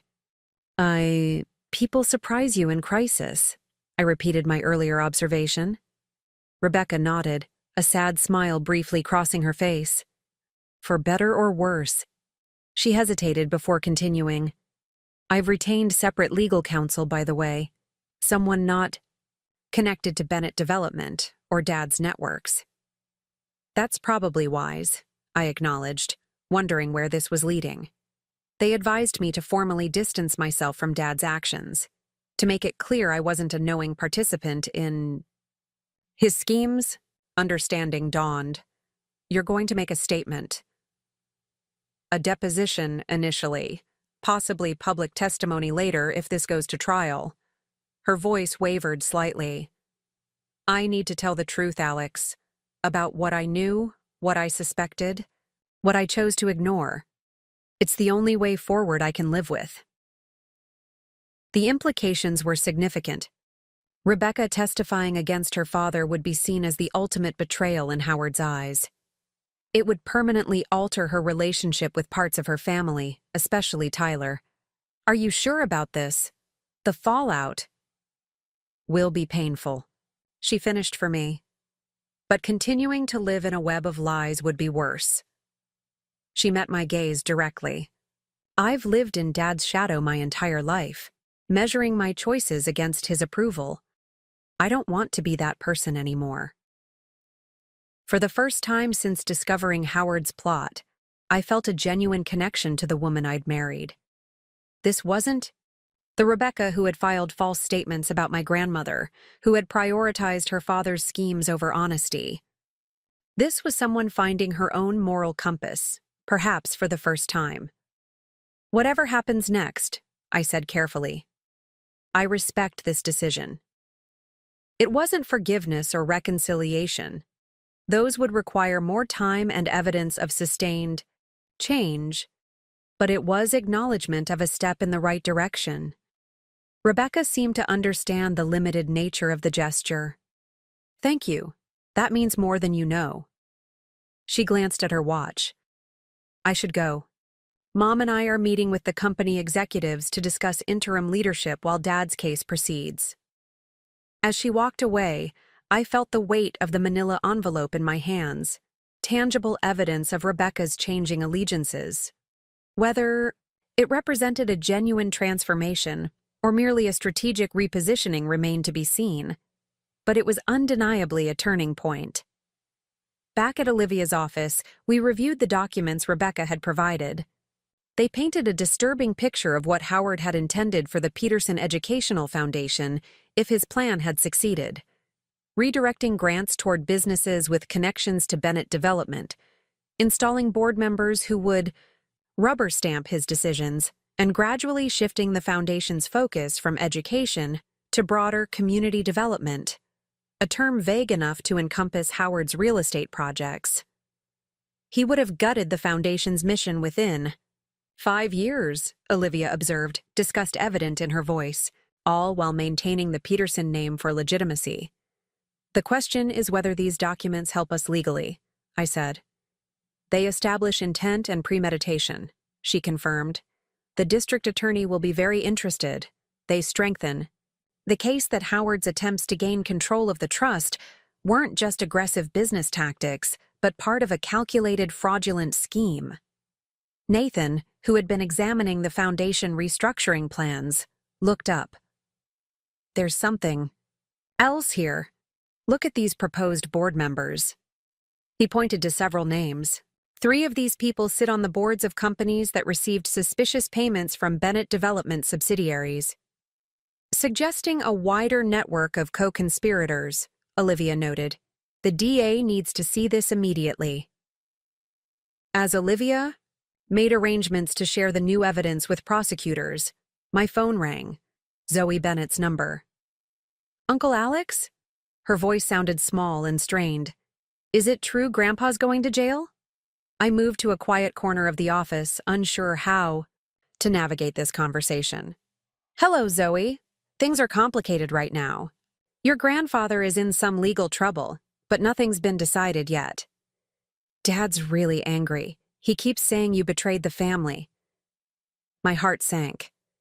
Tyler was involving his children in adult conflicts, just as Howard would have done. I'm sorry you're hearing those things. This situation is difficult for everyone. But Mom says Grandma is right, that Grandpa did bad things with money. Her voice dropped to a whisper. They're fighting a lot, Mom and Dad, about you and Grandpa and everything. I'm really sorry you're caught in the middle of adult problems, Zoe. None of this is your fault. I know. she said with surprising maturity. Mom explained that sometimes adults make bad choices, and then other adults have to make them stop. That's a good way to put it. Jake thinks you hate us now because of what Grandpa did. Her direct approach was typical of 12-year-olds, cutting straight to her concern. That's absolutely not true, I assured her. What's happening with your grandfather doesn't change how I feel about you and Jake at all. I'm still your uncle. Even if you and Aunt Rebecca get divorced? Dad says that's happening. The question caught me off guard. Rebecca and I hadn't discussed divorce explicitly, though separation seemed inevitable given recent events. Families can take many forms, Zoe. Even if adult relationships change, I'll always care about you and Jake. Promise? Because Jake's having nightmares about everyone going away. I promise. Would it help if I came to see you both soon? We could go for ice cream or something? Yes. Her enthusiasm was immediate. But not with Dad. He's too angry right now. I understand. Maybe with your mom? She'd be okay with it. She cried after watching you on TV today, but she said they were relieved tears, whatever that means.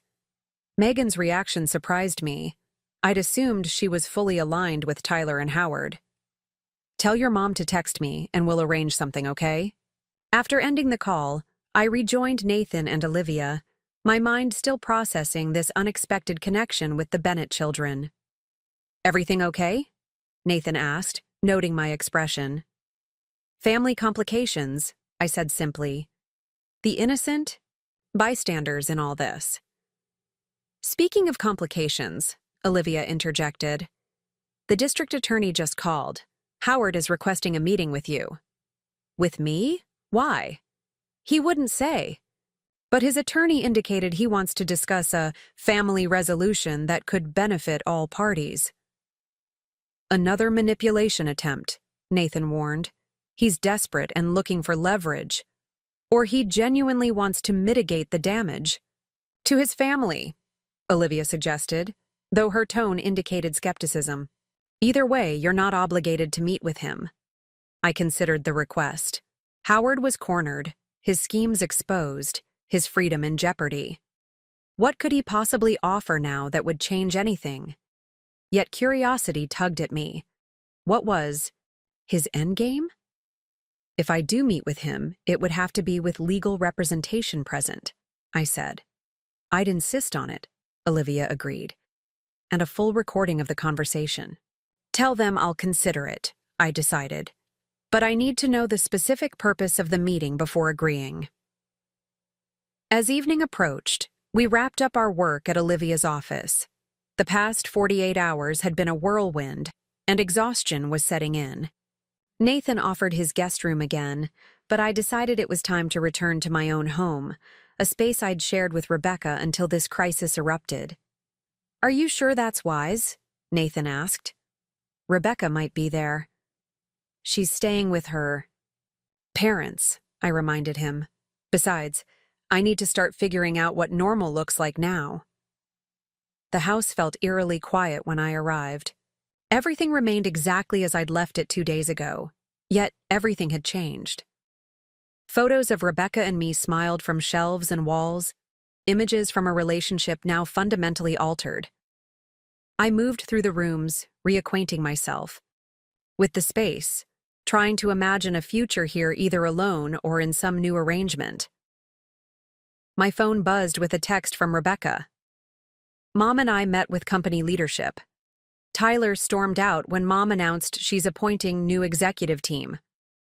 Things are volatile. Staying at parents' house tonight. Let me know when you're ready to talk about next steps for us.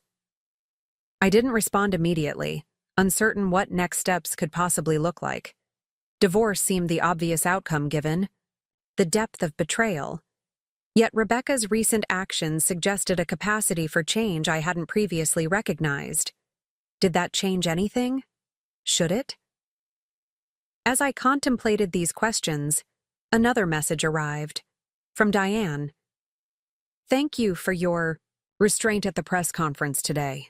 The road ahead is difficult enough without additional public spectacle. If you're willing, I'd like to discuss potential cooperation between the Foundation and a restructured Bennett development in the future. No pressure or obligation. The message reflected Diane's emerging leadership style, direct but not forceful, acknowledging boundaries while keeping doors open. Unlike Howard's approach of manipulation and pressure, Diane was offering genuine choice. I was pondering a response when my doorbell rang. Checking the security camera, I was surprised to see Megan Bennett on my doorstep, looking anxious and out of place. "Megan," I said, opening the door. "This is unexpected." "I know, and I'm sorry for coming unannounced. I wouldn't have except—" She glanced over her shoulder at her car where two small figures waited.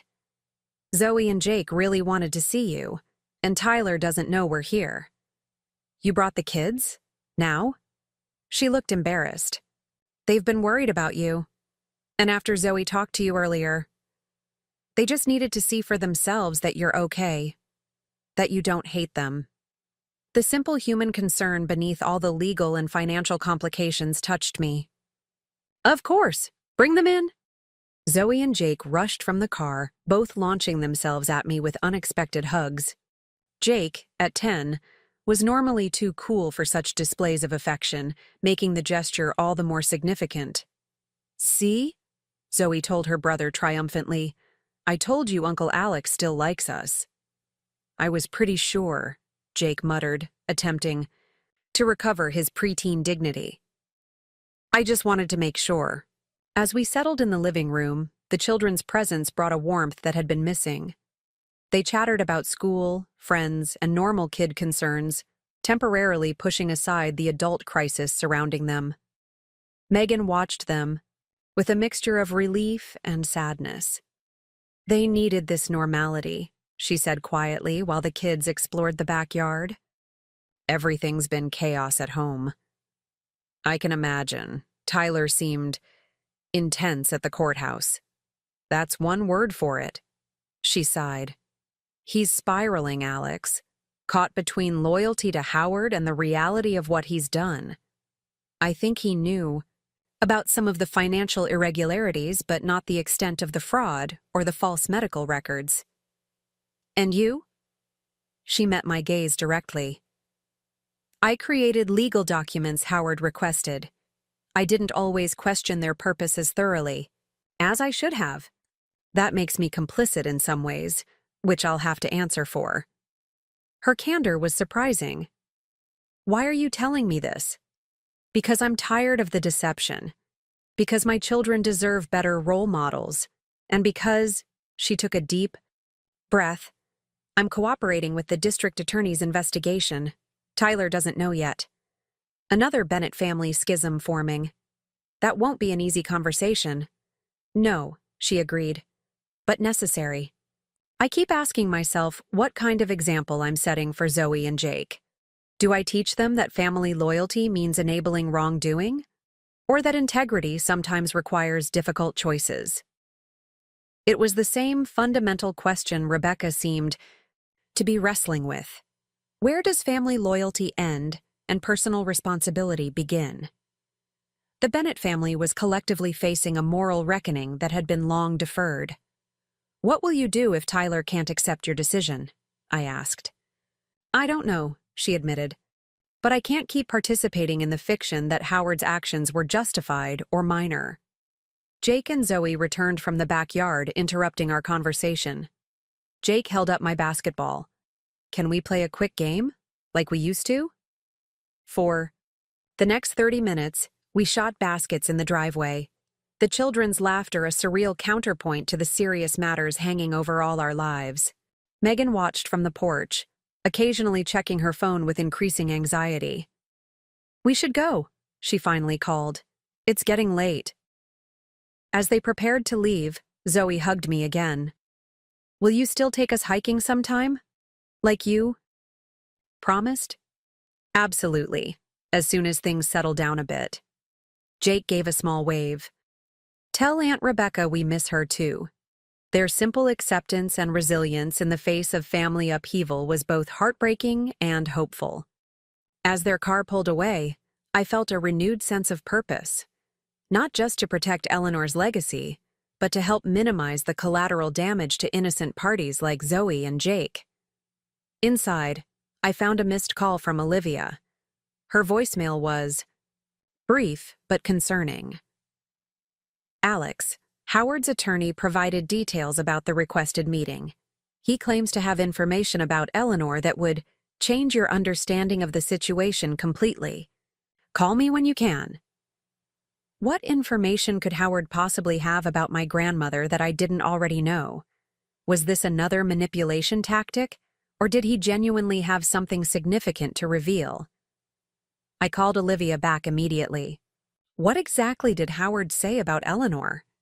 Just that cryptic statement about changing your understanding.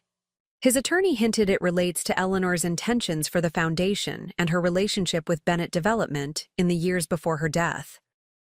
That's absurd. Grandma Eleanor was explicit about keeping her foundation independent from Howard's influence. I agree it sounds like a desperate ploy, but what? Olivia hesitated. Howard seems very confident about whatever this information is. His attorney mentioned documents Eleanor supposedly signed regarding future collaboration with Bennett Development. If such documents existed, we would have found them in her records or the trust documentation. Unless they were kept separate for some reason, Olivia pointed out. I don't want to alarm you unnecessarily, but we should at least hear what he claims to have. The suggestion that Eleanor might have had secret arrangements with Howard seemed preposterous.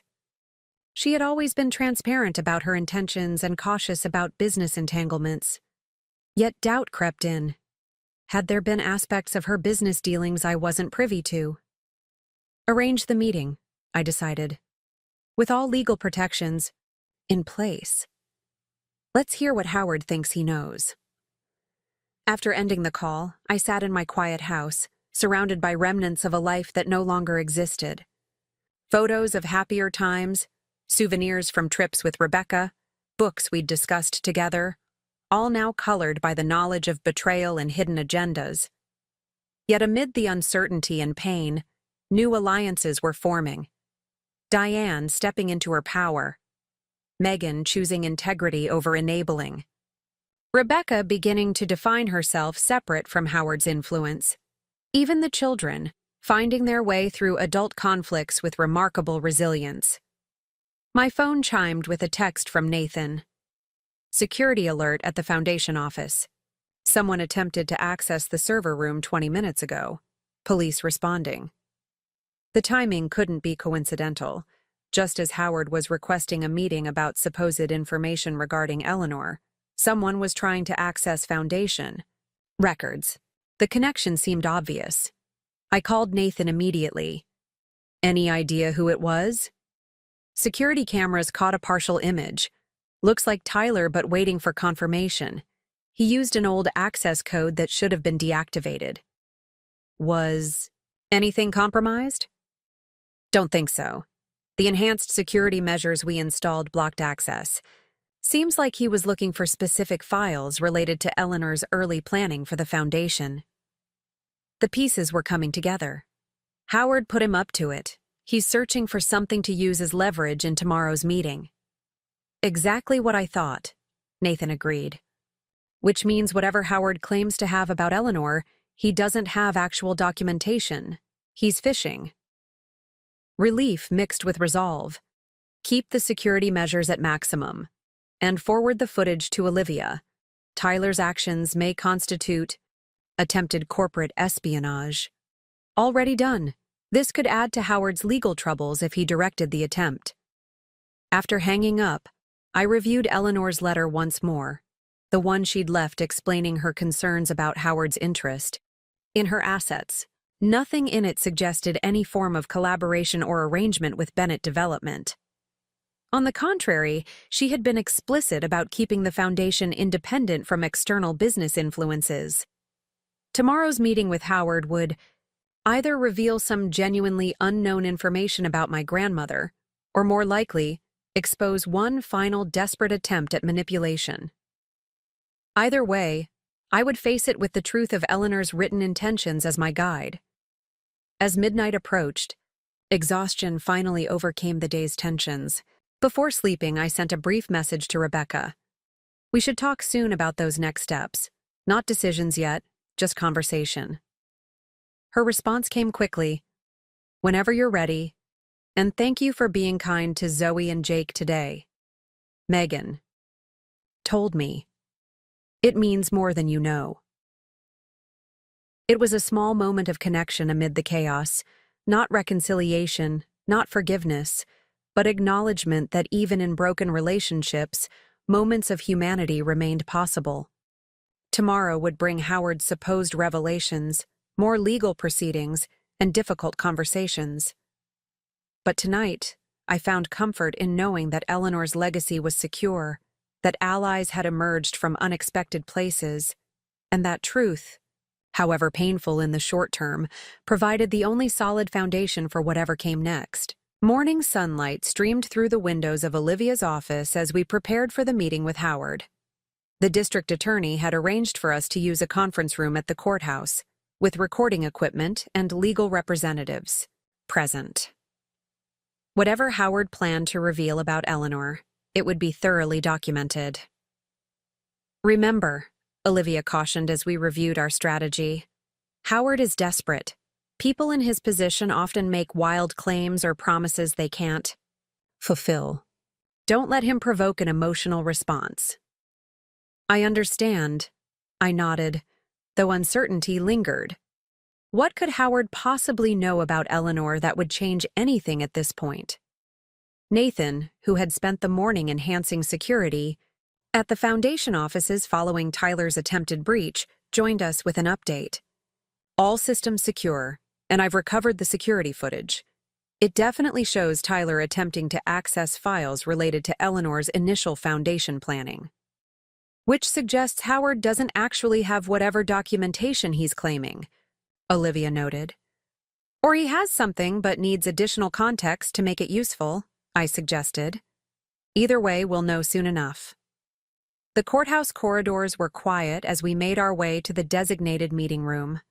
Howard was already there, wearing an orange jumpsuit rather than his usual tailored suit, a stark visual reminder of his changed circumstances. His attorney sat beside him, looking considerably less confident than during yesterday's hearing. Alex? Howard nodded as I entered with Olivia and the district attorney's representative. Thank you for agreeing to this meeting. I'm here to listen, I replied neutrally, taking a seat across from him. Your attorney mentioned information about my grandmother. Howard glanced at the recording equipment and the legal observers, before leaning forward. What I'm about to share may be difficult to hear, but it's important for preserving both our families' legacies. I remained silent, waiting. Eleanor and I had an arrangement, he continued, one that wasn't documented. In the formal trust papers, 3 years ago, she approached me about a potential collaboration between her foundation and Bennett Development. That's not consistent with anything Eleanor ever communicated to me, I replied evenly. Howard smiled thinly. She was a private woman, especially about business matters. Our discussions centered on developing the Cascade property as a mixed-use educational facility and residential community. She recognized that my company had the expertise to maximize the property's potential, while serving her educational mission. If such an agreement existed, where's the documentation? That's the complicated part, Howard admitted. Our arrangement was initially verbal, with formal paperwork to be executed when you turned 35 and assumed full control of the trust. Eleanor wanted the foundation established and operational before introducing commercial elements. His story sounded plausible on the surface, but contradicted everything I knew about Eleanor's intentions. Why wouldn't she mention this to me or to Olivia? Because she knew you might resist the idea of commercial development without understanding the full vision. She planned to introduce the concept gradually as you grew into your role as trustee. Olivia interjected. Mr. Bennett, as Eleanor's attorney for over 20 years, I find it difficult to believe she would make such arrangements without legal counsel. Howard's attorney finally spoke up. Ms. Peterson consulted with another attorney for these discussions, Martin Reynolds from Westlake Partners. We have copies of correspondence confirming preliminary discussions. He slid a folder across the table. Inside were several emails between Eleanor and Martin Reynolds, discussing potential collaboration options and development partnerships for foundation properties. The emails were dated approximately 3 years ago, around the time Eleanor had updated her trust provisions. These are genuine emails, I acknowledged after reviewing them carefully. But they don't specifically mention Bennett Development, or any concrete agreements. There's more, Howard said. Eleanor and I met several times at the Cascade property to discuss development concepts. She was particularly interested in creating housing for educators adjacent to the planned Nature Education Center. Something about this detail caught my attention. When exactly did these meetings take place? Throughout the summer 3 years ago, June through August primarily. I exchanged glances with Olivia, who nodded slightly. That's interesting, Howard, because Eleanor was undergoing cancer treatment during those months. She barely left her home, let alone traveled to the Cascade property for multiple meetings. Howard's confident expression faltered momentarily before recovering. Perhaps it was the following summer. My timeline may be off. Your timeline is deliberately misleading, I stated flatly. Just like these emails, which discuss potential partnerships in general terms but make no mention of specific agreements with you or your company. The discussions were preliminary. They were non-existent. I cut him off. Eleanor explored various options for developing the foundation's properties, including consulting with multiple attorneys about legal structures for potential partnerships, but she ultimately decided against commercial collaboration. Howard's attorney shifted uncomfortably. My client has been clear that the arrangement was informal. Your client is attempting to fabricate a connection that never existed, Olivia interjected. These emails are genuinely from Eleanor, but they represent early exploratory discussions that never progressed to any agreement with Bennett Development. In fact, she pulled out her tablet, I have Eleanor's notes from her meeting with Martin Reynolds, where she specifically rejected the partnership model as too susceptible to mission drift. Howard's confident facade cracked further, his desperation becoming more evident. Alex, think about the possibilities here. Even if formal agreements weren't finalized, Eleanor was clearly open to development partnerships. The foundation could still benefit enormously from Bennett Development's expertise. Even with you facing fraud charges, even after you attempted to falsify medical records to invalidate her trust conditions. Business and personal matters can be separated, he insisted. The company can proceed under new leadership while still honoring the collaborative vision Eleanor and I discussed. I studied Howard carefully, the man who had welcomed me into his family while plotting to exploit my grandmother's legacy. Even now, facing serious criminal charges, he was attempting to manipulate the situation to his advantage. There is no collaborative vision to honor, Howard. These emails prove nothing except that Eleanor conducted due diligence before ultimately creating trust conditions that specifically prevent the kind of development you're proposing. The district attorney's representative, who had been quietly observing, finally spoke. Mr. Bennett, attempting to misrepresent your relationship with Ms. Peterson could be considered an additional count of attempted fraud. Howard's attorney quickly intervened. My client is not making claims of binding agreements, merely discussing historical conversations that informed his business approach. A convenient reframing, Olivia noted dryly. I'd heard enough. Is there anything else you wanted to discuss, Howard? Any other fictional arrangements with my grandmother you'd like to invent? His expression hardened. You think you've won, don't you? That Eleanor's precious foundation will continue untainted by commercial interests?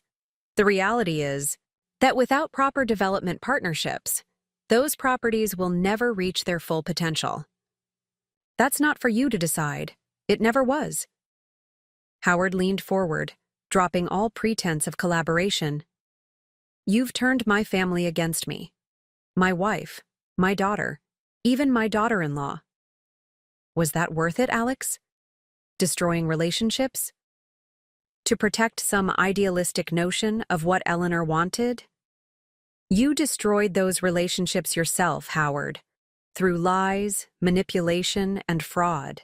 The people closest to you finally saw who you really are. And what about your marriage?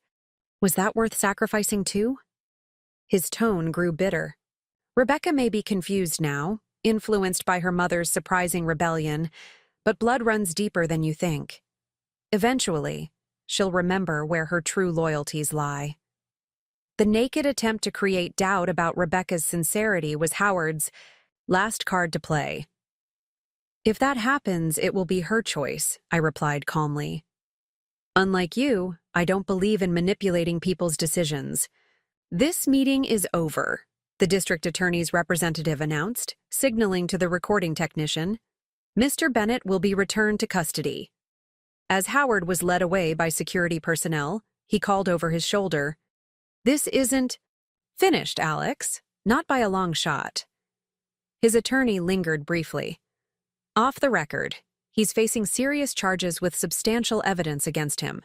A plea deal is his best option at this point. That's between Howard and the district. Attorney, I replied. My only concern is protecting Eleanor's legacy. Outside the courthouse, sunshine had given way to Portland's characteristic rain, matching my somber mood. The meeting had confirmed what I'd suspected. Howard had nothing substantive about Eleanor, just another desperate attempt at manipulation. You handled that well, Olivia commented as we walked to her car. Howard's attempt to fabricate a collaboration story was predictable, but still concerning. The emails were genuine, I noted. Eleanor really did consult with Reynolds about partnership structures. Of course she did, Olivia smiled. Eleanor was thorough in her planning. She explored multiple options before deciding on the trust structure she ultimately created.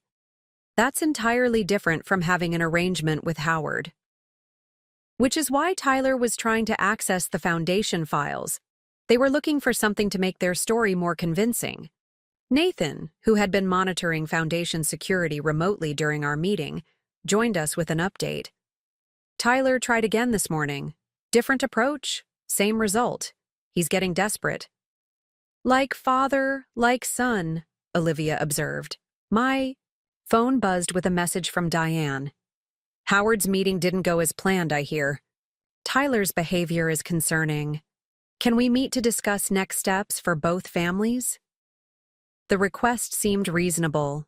Diane had proven herself an unexpected ally throughout this ordeal.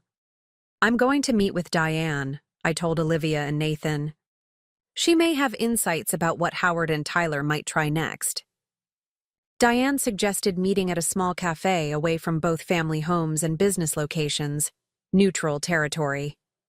When I arrived, she was already seated in a corner booth, looking remarkably composed despite the chaos engulfing her family. Thank you for coming, she said as I joined her. I expect Howard's meeting was another attempt at manipulation.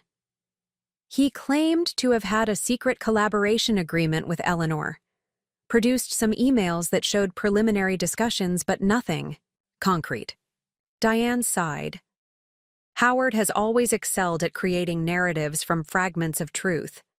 It's what made him successful in business and destructive in personal relationships. You seem remarkably clear-eyed about him now, I observed. Necessity breeds clarity, she replied. I've had to see Howard without illusions to make the decisions needed for the company's survival. She took a sip of her tea before continuing. Which brings me to the purpose of this meeting. Tyler is following his father's path toward self-destruction. The server break-in attempts. She nodded. Among other things, he's been contacting investors trying to raise capital to save the company from Diane's mismanagement. He's accessing accounts he shouldn't have access to. Essentially, he's continuing Howard's patterns. Have you confronted him? I've removed his access and authority, which has only intensified his behavior. Megan is frightened, not for herself, but for the children. Tyler's anger is consuming him. The parallels to Howard were striking. What can I do? Two things, Diane said decisively. First, I want to establish a clear boundary between Bennett Development and the Peterson Foundation. A formal acknowledgement that we have no claims on your grandmother's assets or properties. This should help discourage further desperate attempts by Howard or Tyler. And second, I'd like your help reaching Tyler, not as Howard's son-in-law, but as someone who cares about this family's future. He respects you, even if he'd never admit it now. The request surprised me. Why would he listen to me? I'm the person he blames for Howard's downfall. Because you've consistently prioritized truth over expedience, and because you've shown genuine concern for Zoe and Jake throughout this mess. Diane's expression softened. Children often see what adults miss, Alex. They know you're trustworthy, even when their father can't admit it. Before I could respond, my phone buzzed with an urgent message from Nathan. Financial alert. Large transfers initiated from Foundation. Accounts. Someone's using Eleanor's old passwords. I need to go, I told Diane, showing her the message.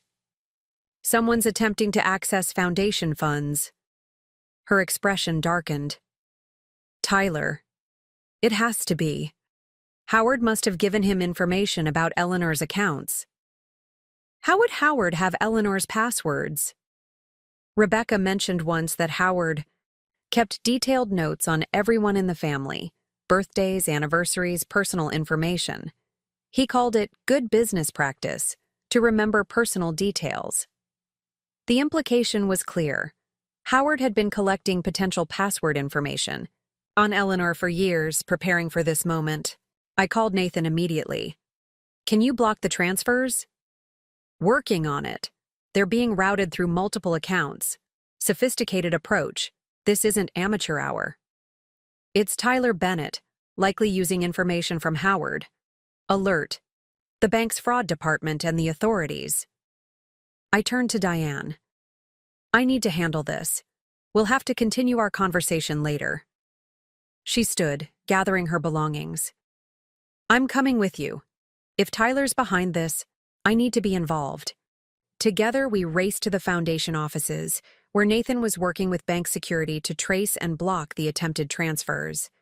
The Foundation's chief financial officer had also been called in, looking shell-shocked by the development. Almost $3 million in attempted transfers, Nathan reported. We've blocked most of it, but approximately $600,000 got through before we caught it. It's being traced now. How did they access the accounts? I asked. Eleanor's email was compromised. First, which gave them access to password reset functions. The passwords used suggest someone with detailed knowledge of her personal information. Birthdays, pet names, addresses. Diane looked grim. That's Howard's influence. He's been collecting that kind of information for years. The Foundation's CFO pulled up additional details. The transfers were directed to accounts associated with Horizon Partners LLC, a company registered just 3 days ago. That's one of the names in Howard's restructuring plans, I realized, remembering the documents Rebecca had provided. He established shell companies in advance, preparing for this moment. Nathan pointed to his screen. The IP address for the account access traces to... He looked up at Diane apologetically. The Bennett residence. Diane closed her eyes briefly, absorbing this confirmation of her son's involvement. I'll call the police myself. This has to stop before Tyler destroys his entire future. As Diane stepped away to make the call, Rebecca arrived, having been contacted by Nathan. Is it true? Tyler's stealing from the Foundation? It appears so, I confirmed. using information Howard collected about your grandmother's accounts. Her expression crumpled. I don't understand how it came to this. How my father and brother could... She trailed off, overwhelmed by the escalating destruction within her family. People make desperate choices when they're losing control, I said, finding myself in the unexpected position of offering her comfort despite our complicated situation. Tyler's following the patterns Howard established. Rebecca composed herself, with visible effort. What can I do to help? The authorities will need information about how Howard might have obtained Eleanor's personal details. Any conversations you remember? Notes you might have seen? She nodded determinedly. I'll write everything down. And I'll call Megan. She should get the children away from the house before the police arrive. As Rebecca made her call, Olivia arrived with representatives from the district attorney's office. The foundation breach had escalated the legal situation significantly, potentially adding charges of computer fraud and grand theft. Howard's plea negotiations just got more complicated, Olivia noted. If he provided information that facilitated this theft attempt, he's looking at additional charges even if he didn't directly participate. The next few hours passed in a blur of police statements, financial tracing, and security enhancements. By evening, we had confirmation that Tyler had been taken into custody at the Bennett home, while most of the transferred funds had been recovered or frozen in transit. Megan arrived at the foundation offices with Zoe and Jake, having removed them from the house before the police arrived. The children looked confused and frightened, sensing the gravity of the situation without fully understanding it. Dad was yelling and typing really fast on his computer, Jake reported, his young face serious. He told us to go to our rooms, but we could hear everything. Zoe added, he said Grandpa needed help and sometimes families have to break rules. In emergencies. It scared me. Diane knelt to her grandchildren's level. Your dad is confused right now, and he's made some mistakes. But we're going to figure this out together, okay? As Diane comforted the children, Rebecca pulled me aside. I never imagined it would come to this. Criminal charges against both my father and brother. Neither did I admitted. I only wanted to protect Eleanor's legacy, not destroy your family. You didn't destroy anything, Alex. Dad's choices did that. Tyler's choices. She met my gaze directly. My choices too when I went along with their plans instead of standing up for what was right. Her accountability was a marked change from the woman who had filed false statements about Eleanor's mental capacity just days ago. Whether this transformation would last remained to be seen, but it seemed genuine in this moment. What happens now? Rebecca asked quietly. To all of us? It was the question that had been hanging between us since the first revelations of Howard's schemes. Legally, Howard and Tyler will face consequences for their actions. The foundation will recover and continue Eleanor's mission. Bennett Development will rebuild under your mother's leadership. And us? You and me? I considered my answer carefully. I don't know, Rebecca. Trust doesn't rebuild overnight. We need time, separately, to figure out who we are beyond Howard's influence. Pain flickered across her face, but she nodded. I understand. For what it's worth, I'm committed to changing the patterns I learned from Dad. To being someone worthy of trust again, whether or not our marriage survives. It was the most honest conversation we'd had since this ordeal began. Not promises of reconciliation, but acknowledgement of the difficult road ahead. As twilight settled over Portland, decisions were made for the immediate future. Megan and the children would stay with Diane at her separate residence. Rebecca would return to our house temporarily to collect personal items before moving to an apartment. The foundation offices would remain under enhanced security while financial systems were thoroughly reviewed. 6 weeks later, I stood at Eleanor's grave, placing fresh flowers beside her headstone. The early summer breeze rustled through nearby trees as I updated her on recent developments. Howard accepted a plea deal, I told her, as if she could hear. 5 years with possibility of parole plus financial restitution. Tyler got 3 years probation and community service after Diane intervened on his behalf. The foundation is thriving. We've expanded the scholarship program just as you wanted. The legal proceedings had concluded more quickly than expected. Howard, facing overwhelming evidence and multiple charges, had finally accepted reality and taken the plea offered.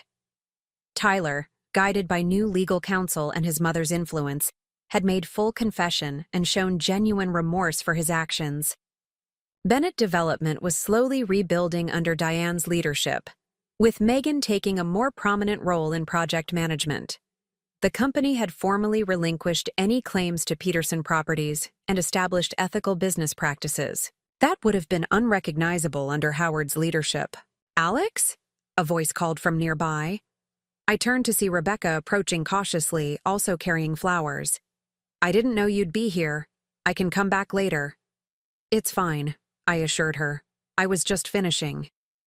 In the weeks since Tyler's arrest, Rebecca and I had maintained limited contact, primarily through attorneys as we navigated the initial stages of separation. She had started therapy to address the patterns of enabling and conflict avoidance she'd developed in Howard's shadow. I had focused on establishing the foundation's new initiatives while processing my own complicated feelings about our marriage. "How are you?" she asked, placing her flowers beside mine. "Busy. The foundation's new educational technology grants are launching next month. I saw the announcement. Eleanor would be proud." We stood in awkward silence for a moment before Rebecca spoke again. "I've been thinking about her a lot lately. How clearly she saw through Dad's schemes when I couldn't, or wouldn't. She had the advantage of distance and experience." Rebecca nodded. "And independence. Something I'm learning about now." She hesitated before continuing. "I've accepted a teaching position in Seattle. A fresh start, away from Portland and all the history." "Seattle?" The news caught me by surprise. "When do you leave?" "Next month, once our house sale finalizes." She gave a sad smile. "The divorce papers came through yesterday. Your attorney probably has them by now." Though we'd been moving in this direction for weeks, the finality of divorce papers still carried emotional weight. "That's good. Clear resolution is better for everyone." "Is it weird that I'm both devastated and relieved?" Rebecca asked, her honesty disarming. "Our marriage was real for me, Alex, but it was also built on a foundation that included my father's influence and my own willingness to look the other way." "Not weird at all," I assured her. "I feel similarly. What we had was genuine in many ways, but it couldn't survive once the truth emerged." She touched Eleanor's headstone gently. "She tried to warn you about Dad, about all of it." "She tried to protect what she built, yes. But she also understood that people can change, that they can choose different paths than those laid out for them. Like Mom did, like I'm trying to do now." We began walking back toward the cemetery entrance, the conversation flowing more naturally than it had in months. Rebecca updated me on Zoe and Jake, who were adjusting to their new family configuration with typical childhood resilience. I shared news about the foundation's expanding work and Olivia's retirement plans. At her car, Rebecca paused. "I know we're ending our marriage, but I hope someday we might find a way to be not enemies." "We're not enemies now," I pointed out. "No, but we're not friends either. Not yet. Maybe someday." The possibility hung between us. Not reconciliation, but perhaps eventually a different kind of relationship built on honesty, rather than manipulation and hidden agendas. "Maybe someday," I agreed. "Good luck in Seattle, Rebecca. I mean that sincerely." She smiled, the expression more genuine than I'd seen in months. "Good luck with Eleanor's legacy, Alex. Keep building what she started. It matters." As Rebecca drove away, I felt an unexpected sense of peace. The journey that had begun with an overheard conversation about inheritance had transformed multiple lives, revealing both the worst and best in the people involved. Howard would serve his time. Tyler would rebuild his life under his mother's guidance.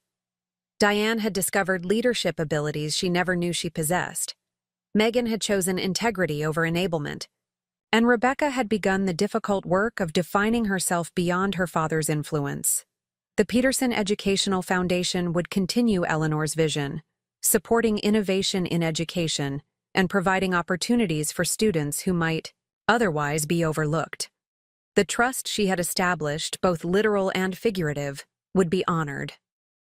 My phone buzzed with a message from Nathan. Foundation Board approved the new technology initiative unanimously. Celebration dinner tonight? Life was moving forward. Not in the direction I had once envisioned with Rebecca, but towards something equally meaningful. A legacy worth protecting. Relationships based on genuine connection rather than manipulation.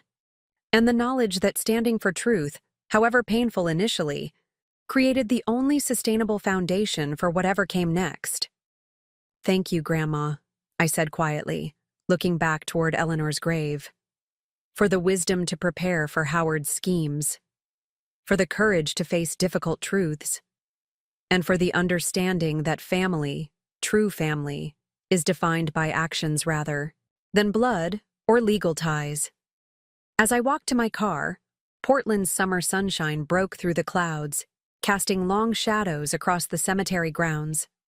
Like Eleanor had written in her final letter, true family is defined by actions, not blood or marriage certificates. Through this painful journey, I had discovered exactly what she meant, and found my own unexpected family of allies committed to protecting what mattered most. Up next, you've got 2 more standout stories right on your screen. If this one hit the mark, you won't want to pass these up. Just click and check them out.